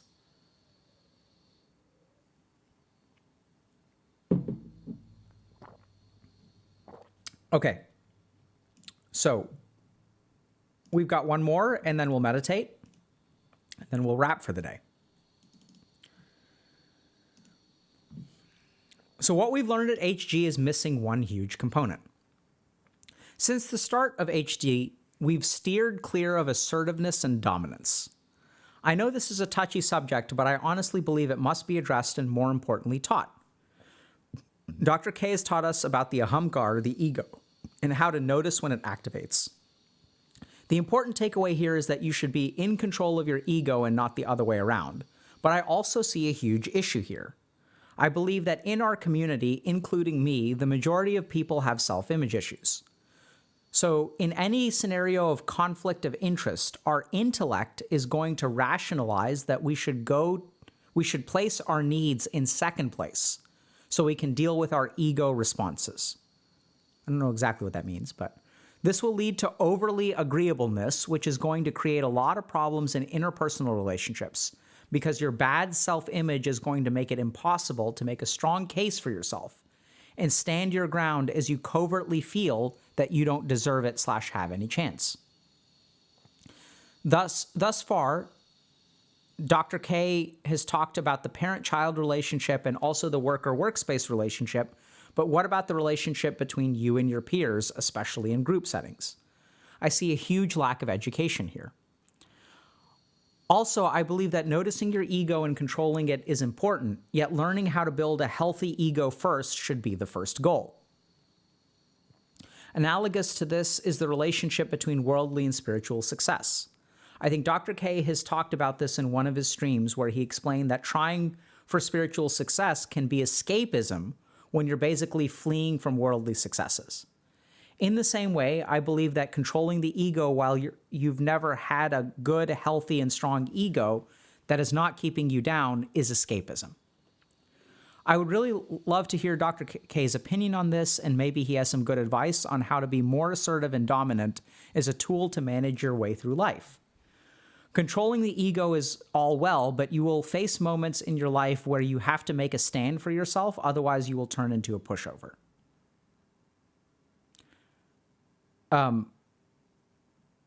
Okay, just my quick thoughts. I think there's more to say to this, but you get the point, I hope. So I think this is a really important post for a couple of reasons. The first is that it's pointing out a potential deficiency in what we've covered so far. So I think that's really important.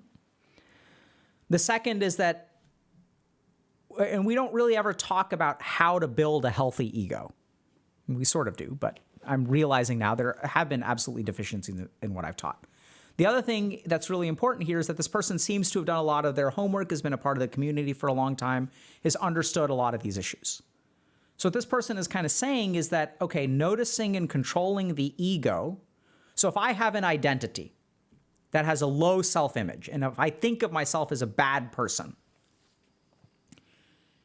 controlling my self-image of being bad is a piece of the puzzle, absolutely. But we haven't really talked about how do I build a healthy ego to begin with, right? Like, it's one thing to be able to control a negative self-image, but the crux of what I'm hearing this person say is, how do we create a healthy ego? So today what we're going to talk about is how to make a healthy ego. So let's start by understanding, what is the point of ego? Because oftentimes when we talk about ego, we talk about it in a negative light, right? So like, oh, your ego, you have all these negative self-image issues, and the ego is bad, and we need to get control of our ego. So the first thing to understand is that the ego is neither good nor bad. It is a tool of the mind. So the three major pillars of mind are going to be emotions, our manas, our ahamkara, or ego, or the sense of self or identity, and our buddhi, or our intellect. These three things relate to each other, okay? They interact with each other. Now, the thing is, are any of these things good or bad? Like, neither. What makes them good or bad is depending on how out of control they are. So let's take emotions, for example. Are emotions good or are they bad? Well, it depends. So if my emotions rule my life, then that's a problem, right? If I can't control my emotions, feeling emotions isn't necessarily bad. Feeling them too intensely, being controlled by them, like if I'm so anxious that I can't go to a party and then I let that anxiety control my life, then that's a problem. Ego is the same way. So the reason that we sort of focus a lot on ego is because when the ego gets out of our control, it starts controlling us and controlling our life. And as the person sort of mentioned, a lot of people in our community may have self-image issues, self-esteem issues, etc., right? This isn't because we're a weak community or anything like that. That's because the way that technology is especially shaping us, right? So we're like sort of doing a lot of ego-inflating stuff. Like on social media, I get likes. I don't get as many likes as this person. So the more that we compare ourselves to other people, the worse our ego gets. So we sort of talk about controlling the ego because for a lot of people, it causes problems. And the third part of our mind is the intellect, which that too, if it gets out of control, will be really problematic for us. So not really a direct example, but an interesting example is we'll have people who are hyper-intellectual. And their mind is so logical, but then they still like run into trouble. Because the truth is you can logically come up with something, but it's not going to change your behavior, right? I logically know I should never eat another hot dog for the rest of my life. Easy. I should eat broccoli and cabbage every day. I should have brown rice instead of white rice. I should never eat another cookie, never have another soda, never drink alcohol, never smoke a cigarette, never use marijuana. I know exactly what I should do. I should exercise every day. I should uninstall all the video games off my phone. On my computer. I should uninstall all the social media off of, I know what I should do. Logically, it's easy. I figured everything out because I'm so smart. But that doesn't fix our life. So the key thing to understand about all the parts of the mind is that they're good, they're healthy, they're there for a reason. They're also conserved across every human mind, right? So like there's a reason that we've evolved to have these. So let's start by understanding what's the point of ego. Why do we even have this thing if it's out of whack so much? So ego is essentially a tool of efficiency. So in order to navigate the world, our mind needs an ego. So I'll give you all just a simple example. So when I go eat at a restaurant, let's say with a group of my work colleagues, where do I sit? Who orders? Who pays the bill? All of that has to do based on ego or identity. Who's the boss? Right? So like, because there's a social hierarchy amongst human beings, which we have social hierarchies, right? We know this. The way that we navigate social hierarchies is via ego. So where do I fit into the pecking order? That's all, like, that's what ego allows us to do. Imagine how on earth are we supposed to do stuff if we don't have any sense of identity or social hierarchy? Like if I'm, married to someone, that's a part of my identity. And that helps me navigate a lot of different things. Like what's okay for me to do and what's not okay for me to do. What's okay for my partner to do and what's not okay for my partner to do. So identity or ego helps us navigate social relationships, which is a big part of why comparison is a huge part of ego. So I can't compare myself to other people unless I have an identity. Does that make sense? I can't be taller or shorter than someone else unless I have a height.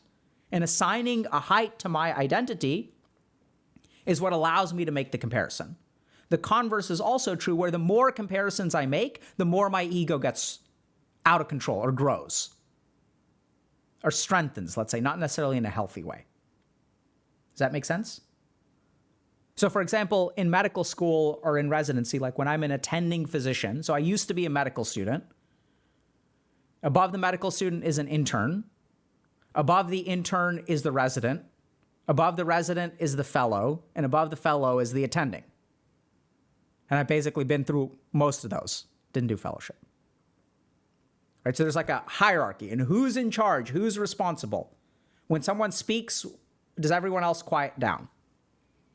And then things get confusing in the hospital setting because there's also the nursing staff and other auxiliary staff. So then there's like the nurse who's taking care of the patient. And then there's the charge nurse who the nurse reports to. And then there's the med tech, the medical tech, who's kind of like reports to the nurse. But then like things get sticky if y'all have been in a hospital situation when it's like, and the doctor's kind of at the top of the team, right? But then like, what's the relationship between resident and charge nurse, or resident and nurse, or fellow and charge nurse? That's when things get super confusing. What's the relationship between medical student and med tech? Can the medical student give the med tech orders? Can the med tech give medical students orders? So the reason, like the way that we navigate all these complex relationships are ego. And in a medical setting, improper ego is 100% going to cause all kinds of problems in that hospital setting. And boy, have I seen it. It's incredibly common because people don't know how to manage their egos in a hospital.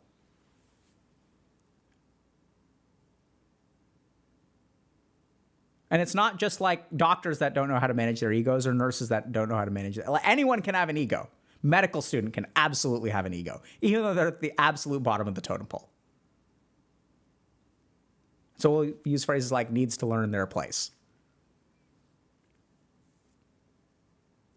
And this is where, like, even as an attending, it's important for me to check my ego and listen to the medical student. Because here's the really important thing that you understand as an attending, once you hopefully get this.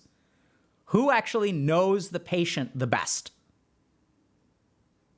As an attending, I'm responsible for 30 patients.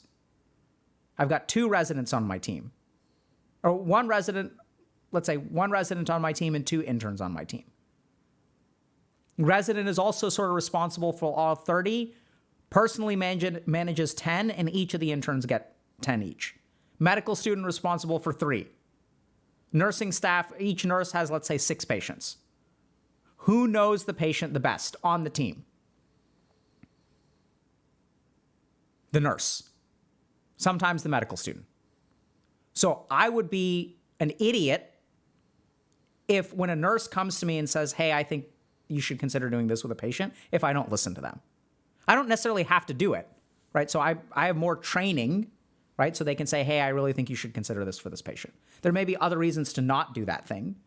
But if I let my ego get in the way, like I should acknowledge that I have more training. I may have more experience. And ultimately, it's my responsibility, right? So I'm the one who's going to get sued if something goes bad.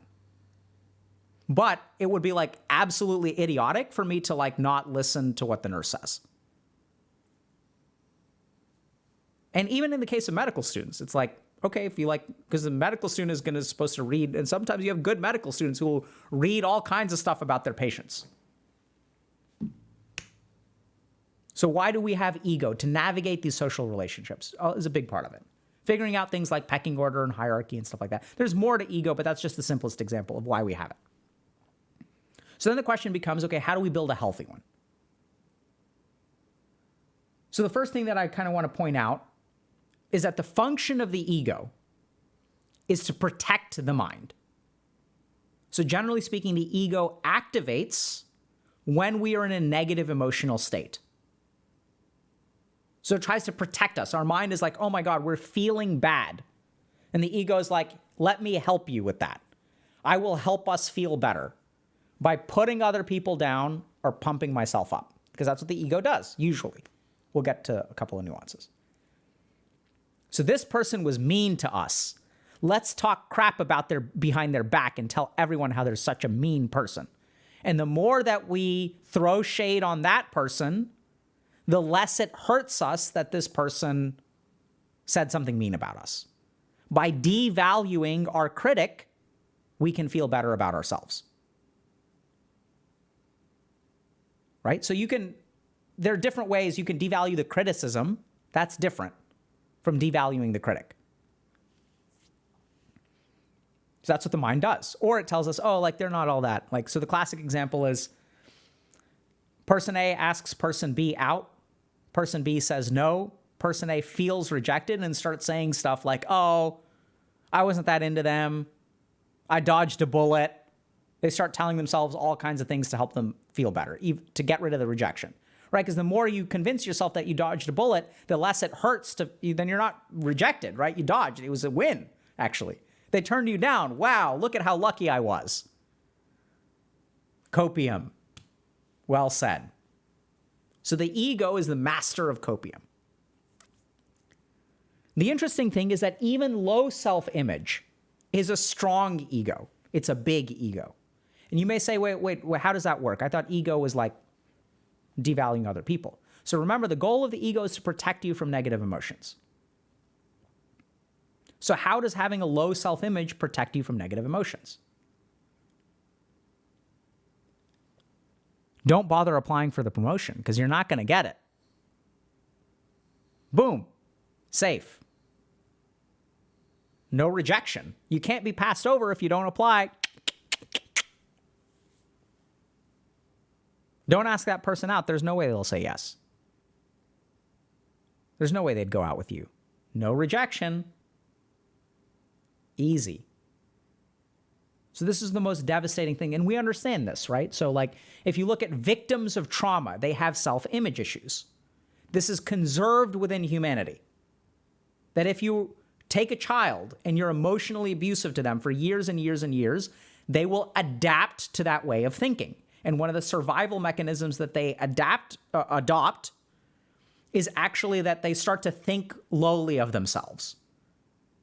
Because if I don't deserve love in the first place, it doesn't hurt to not get love. It's such a devastating but effective way to protect yourself from being unloved. It's like the last-ditch effort. Because if I deserve love and I'm abused by my parent, it hurts so much if I deserve something else. But if I didn't deserve it in the first place, like that's easier to manage. There's the pain of the actual abuse, but it's not like I deserved it anyway. In fact, it's just. It's just. It's the way the world is supposed to work. So I can even get some degree of peace over that.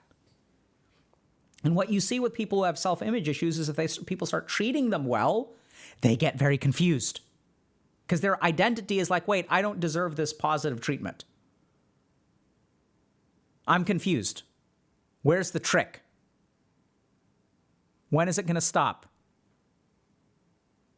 What's your game here? What's your angle? You're treating me well. Like, what are you trying to get? It's all based on what you deserve, the identity of who you are. And so we can have big egos that are in a positive direction as well, where we sort of get more traditional narcissism, which, by the way, recent research has basically shown is also tied to insecurity, which we've kind of known for a while, right? So at the end of the day, there's always insecurity at the bottom of ego. So this is where you start to get arrogant. If you've got a big ego, I know the best. And then if I'm the smartest person in the room and I know best, what happens when someone else on my team, if I'm the attending and I'm the boss, and my resident comes in with a research paper that demonstrates that the plan that I have for the patient isn't the best plan for the patient. And actually there's a new study that shows that we should do something else instead. And I'm an egotistical attending. How do I respond to that? I know best. Who is this pipsqueak bringing in this random paper? Does this idiot understand that one paper does not make clinical care? That's sort of true, right? You can't necessarily base clinical care based on a single paper. It's not that simple. But my ego can't handle that someone else knows more than I do, so I shut them down. And then that hurts the patient, because we should consider it, right? So this is big ego and small ego.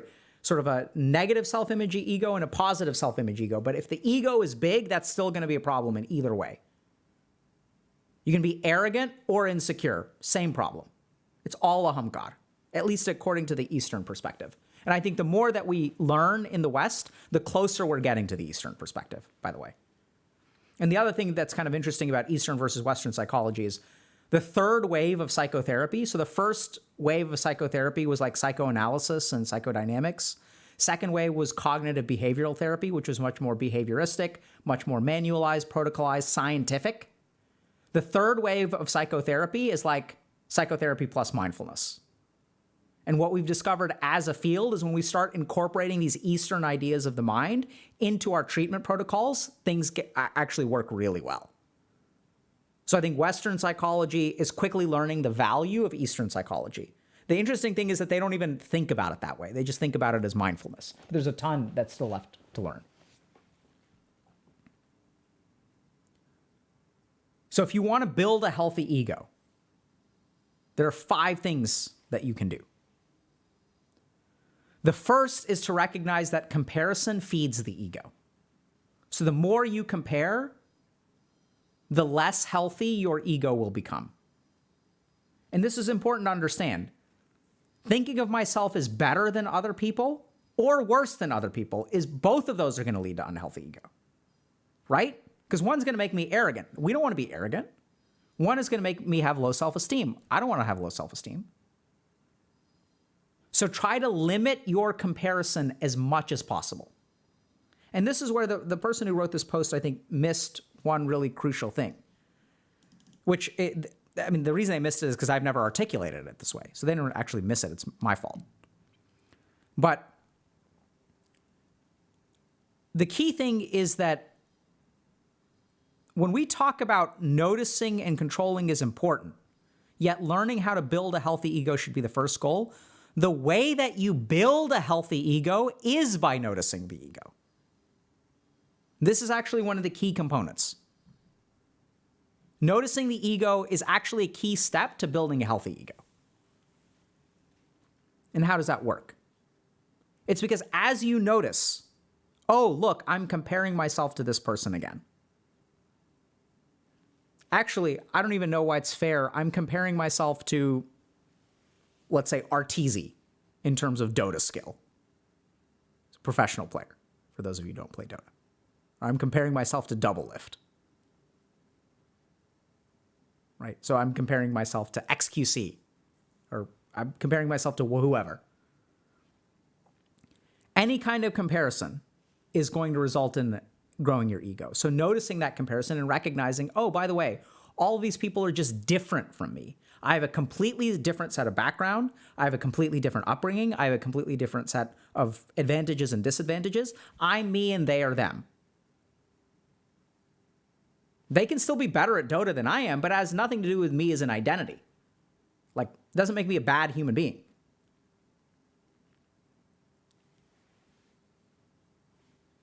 Right? So noticing is a key part, but you want to try to reduce comparison as much as possible. So comparison is key and noticing is key. That's actually how you build a healthy ego, is to recognize the actions of the ego. Oh, so I'm not speaking up here because I'm afraid of looking stupid. So even though I have something to share and I have an important contribution to make, my ego is preventing me from speaking. That degree of noticing will build a healthy ego because the ego weakens a little bit every time you do that. Third thing is spend time in nature. So if we say that comparison feeds ego in terms of negative image or positive image, both of them are unhealthy. The best way to avoid comparison is to go out in nature because there's nothing to compare yourself to.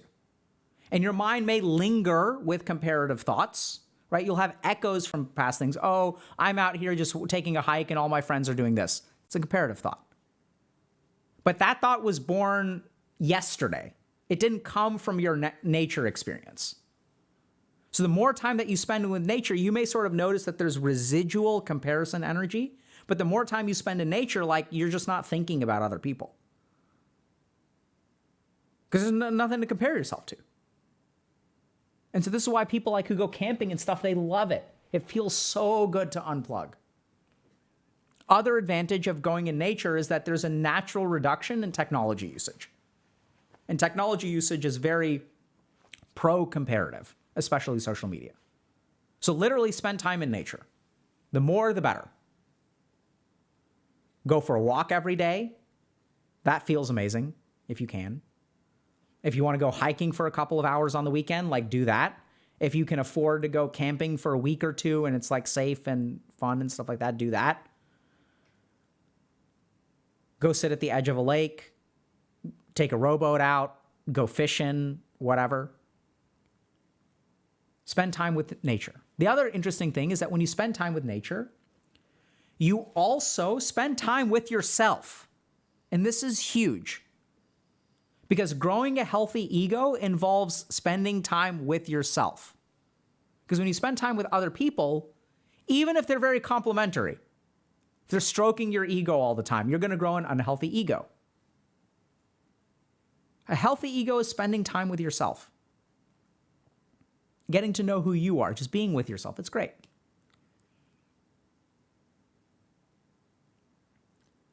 The next thing that you need to learn if you want to grow a healthy ego is remember, the ego is a protective mechanism. It activates primarily to protect us from negative emotions. So, learning to tolerate and not be afraid of negative emotions will naturally reduce the ego, will naturally build healthy self-image. And when I say reduce the ego, the larger your ego is, the more solidified your self-image is. And the healthier self-image is like more of a neutral self-image. And we'll share a meditation with y'all in a second about that. So it's kind of like a smaller ego is a healthier ego, in a sense. So as you tolerate your negative emotions, as you no longer need to avoid your negative emotions, then the ego will get healthier. So just to use our let's say like our answering a question example. Teacher asks a question and I know the answer, but I don't want to look dumb. It is the avoidance of feeling dumb or being embarrassed that causes me to stay quiet. But if I acknowledge that, okay, I may answer wrong, I could feel embarrassed, and that's okay. I can actually handle a little bit of embarrassment. Like, I don't need to shape my life to avoid embarrassment at every turn. We're not saying we're going to go out there and do the most embarrassing things all the time, but like in this individual instance, like it's just a little bit of embarrassment. The teacher will correct me, and then like tomorrow, like the embarrassment will be gone. Because the tricky thing is that the more we avoid negative emotions, the more egotistical we become, and the more restrictive our life becomes. The classic example of this is the 180 IQ quantum physics amateur on the internet. Right? They're so smart. They have such a big ego. They know everything else. And by the way, yeah, no, I just sit at home and I read quantum mechanics for fun. I don't actually do anything with it. And then if you talk to that person, if you work with that person, because I worked with that person a lot, or those people, what you tend to find is a very, very low tolerance for negative emotion. Because why are those people sitting at home studying quantum mechanics instead of working, at Jet Propulsion Laboratories or in a quantum computing place? It's because the gap between being at home and actually like doing substantive work in quantum mechanics involves a lot of exposures to negative emotion, including going to class where people may know more than you, including going to class where people may be smarter than you. And I don't like the way that that feels, including being afraid that you may not actually be able to get an A in quantum mechanics if it's real quantum mechanics. There are all kinds of negative emotions. And what we tend to see is that intolerance of negative emotion is correlated with an unhealthy ego. So learn to tolerate your negative emotions, expose yourself a little bit more to negative emotions, and your ego will get healthier. And the last thing to do is meditate.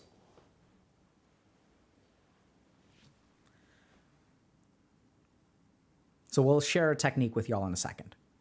But before we do that, we're just going to recap. Or actually, we can meditate now. So I'm going to teach y'all a meditation technique to try to discover the self outside of ego. Because a big part, one of the key things, so this is what meditation does, is it helps you realize that you are not your ego. In most of life, we go through assuming that our identity is us. But even in our language, we sort of know it isn't. My identity. Identity is owned by you in that sentence. My self-image. Who's the owner there? Right? So how do you understand that? Because once you understand and you're grounded in the true self through meditation, then ego becomes much easier to deal with. So how do we do that? So we're going to go through this, okay? So I want you all to sit up straight. And what we're going to do is, so sit up straight, close your eyes. Let's start with a couple of deep breaths.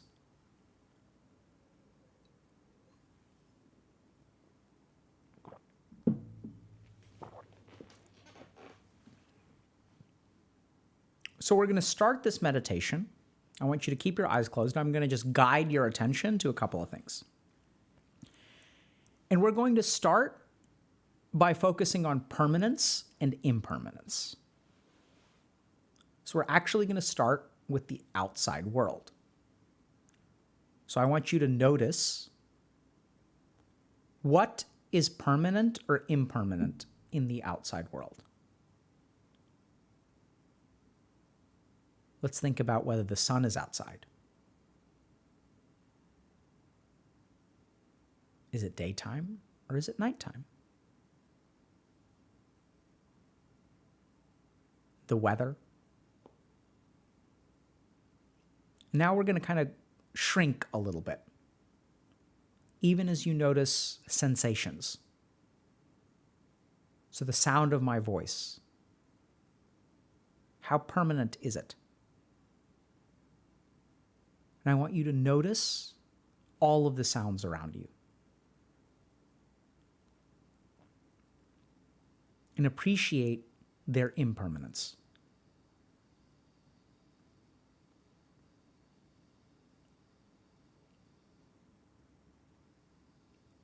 And I want you to consider the objects around you.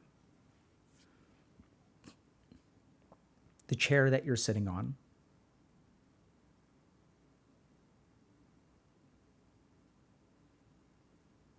The objects in your room. A plant.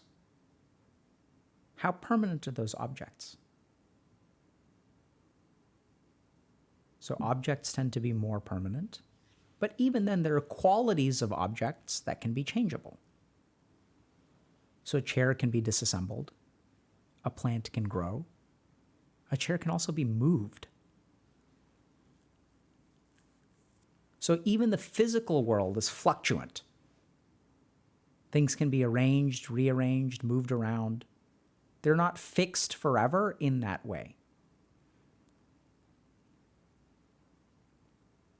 And even the sun. Is the sun permanent? Will it exist for all time? Has it existed for all time? And now I want you to withdraw further into yourself.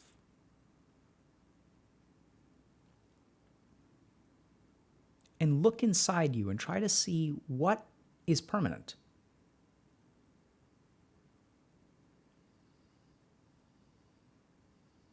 You may be feeling particular physical sensations, like hunger or thirst, or an itch. If you feel an itch, or like your posture is a little bit uncomfortable, is that feeling permanent? Is hunger permanent? Thirst?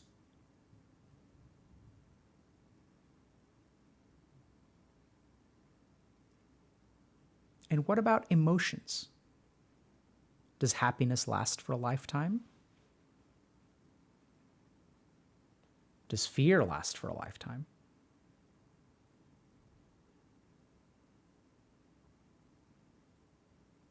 And now I want you to notice your thoughts.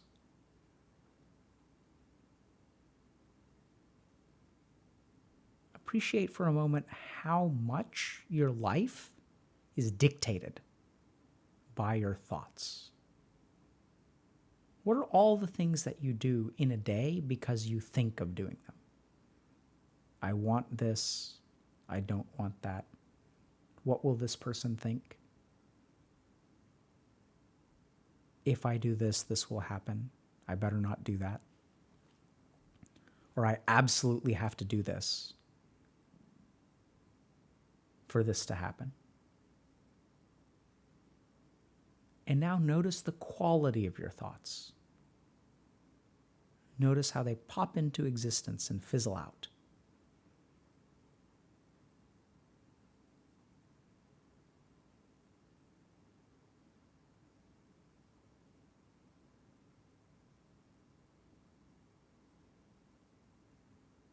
And now I want you to notice your breath.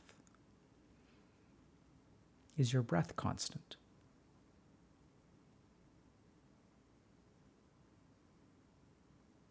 Even it fluctuates. There's an inhalation, an exhalation.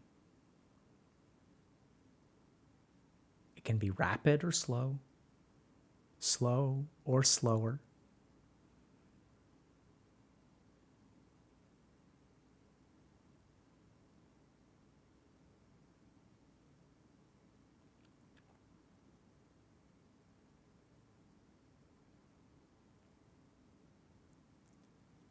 Now what I want you to settle down into is the part of you that has been doing this practice. The part of you that has been doing the noticing.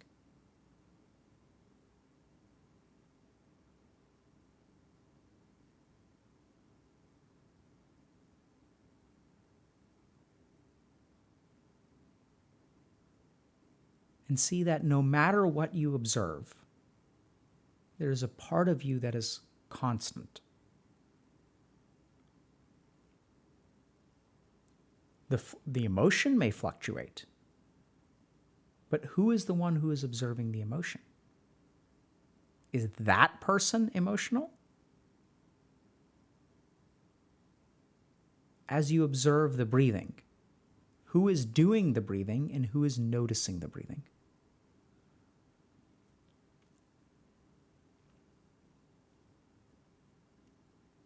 And notice that you can get caught up in your thoughts or notice that you're in a wrong headspace. So there are times where we fuse with our thoughts and times which we are aware of them.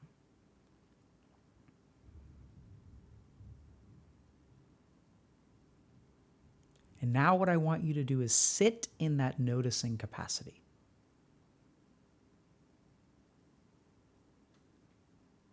We'll sit for about 30 seconds. You can go into the breath if you want to. The breath is more on the constant side.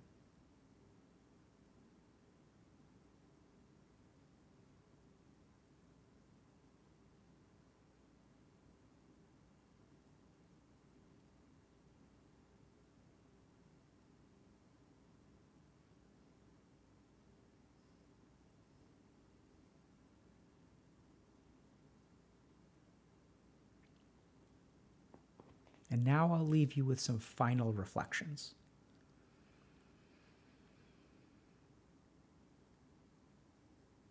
The first thing to consider, I'll give you some hypotheses.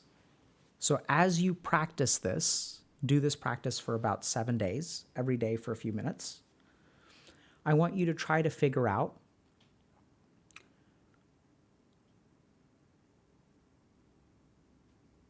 which of these signals do you respond to make the best and worst parts of your life? So when you're thinking about the worst decisions you make, let's say, or the worst things that you do, or the worst situations in your life, what within you dictates you winding up in that situation? And when you make the better decisions in your life, where do those decisions come from?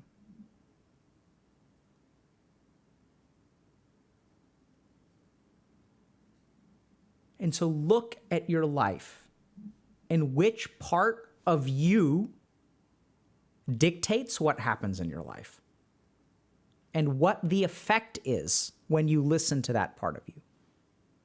So a simple way to put it is, when you act due to your emotions, what impact does that have in your life? When you act due to your thoughts, what impact does that have in your life?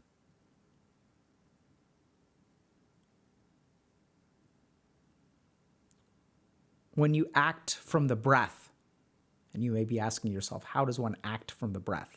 That's a very good question. So we can figure that out. The next time you want to do something that is good or difficult, ground yourself in the breath as you do it and see what happens.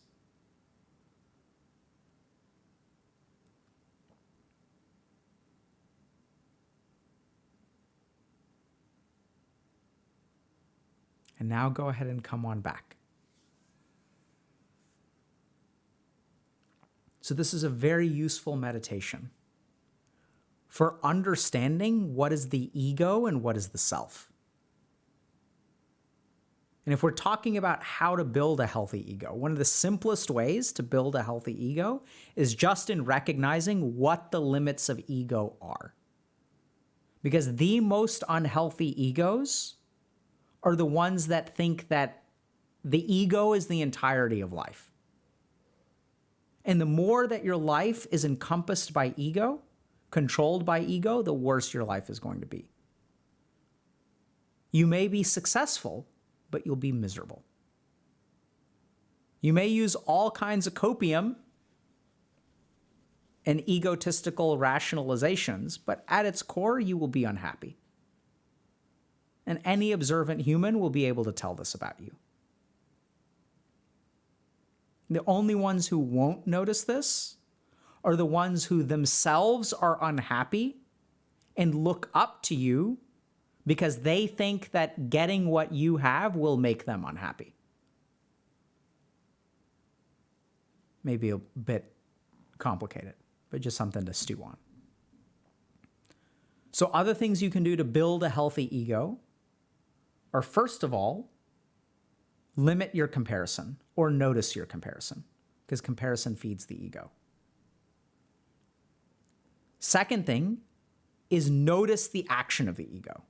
Simply noticing the action of the ego will actually will give you control over it and will actually make it healthier. Third thing is to spend time in nature.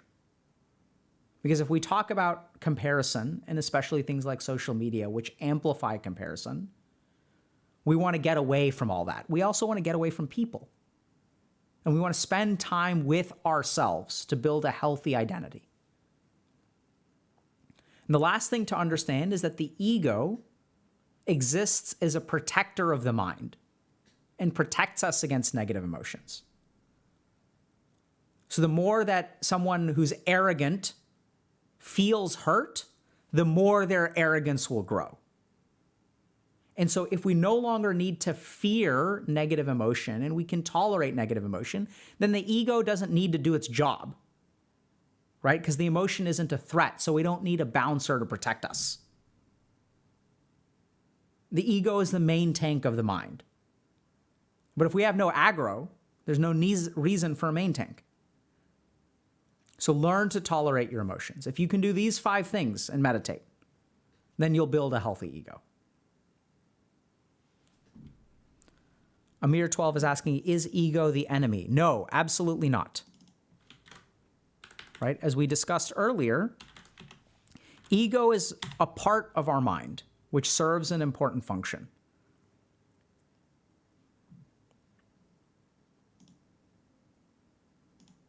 The problem is, just like any other part of our mind or body, any part of ourself that gets out of control, we lose, then it becomes damaging.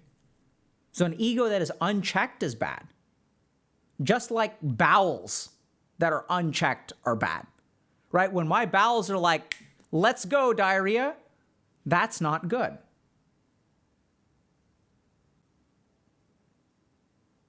When my brain is like, has electrical activity that is unregulated and unchecked, what do we call that? We call that a seizure.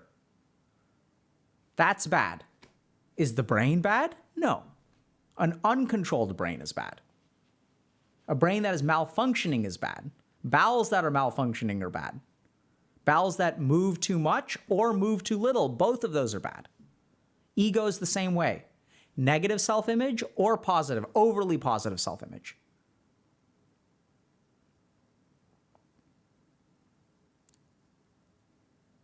What do y'all want to raid? Okay.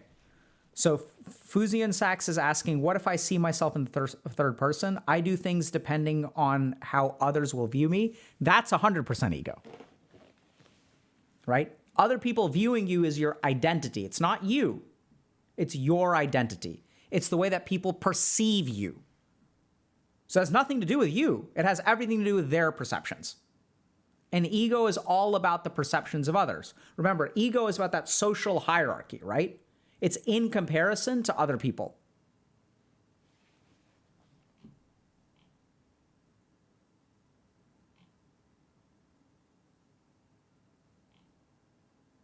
OD Pixel, Shiver, Trihex. Let's read Trihex.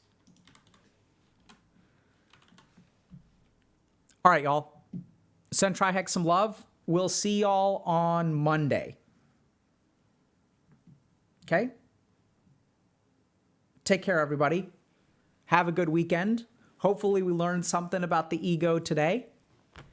And we'll see y'all next week.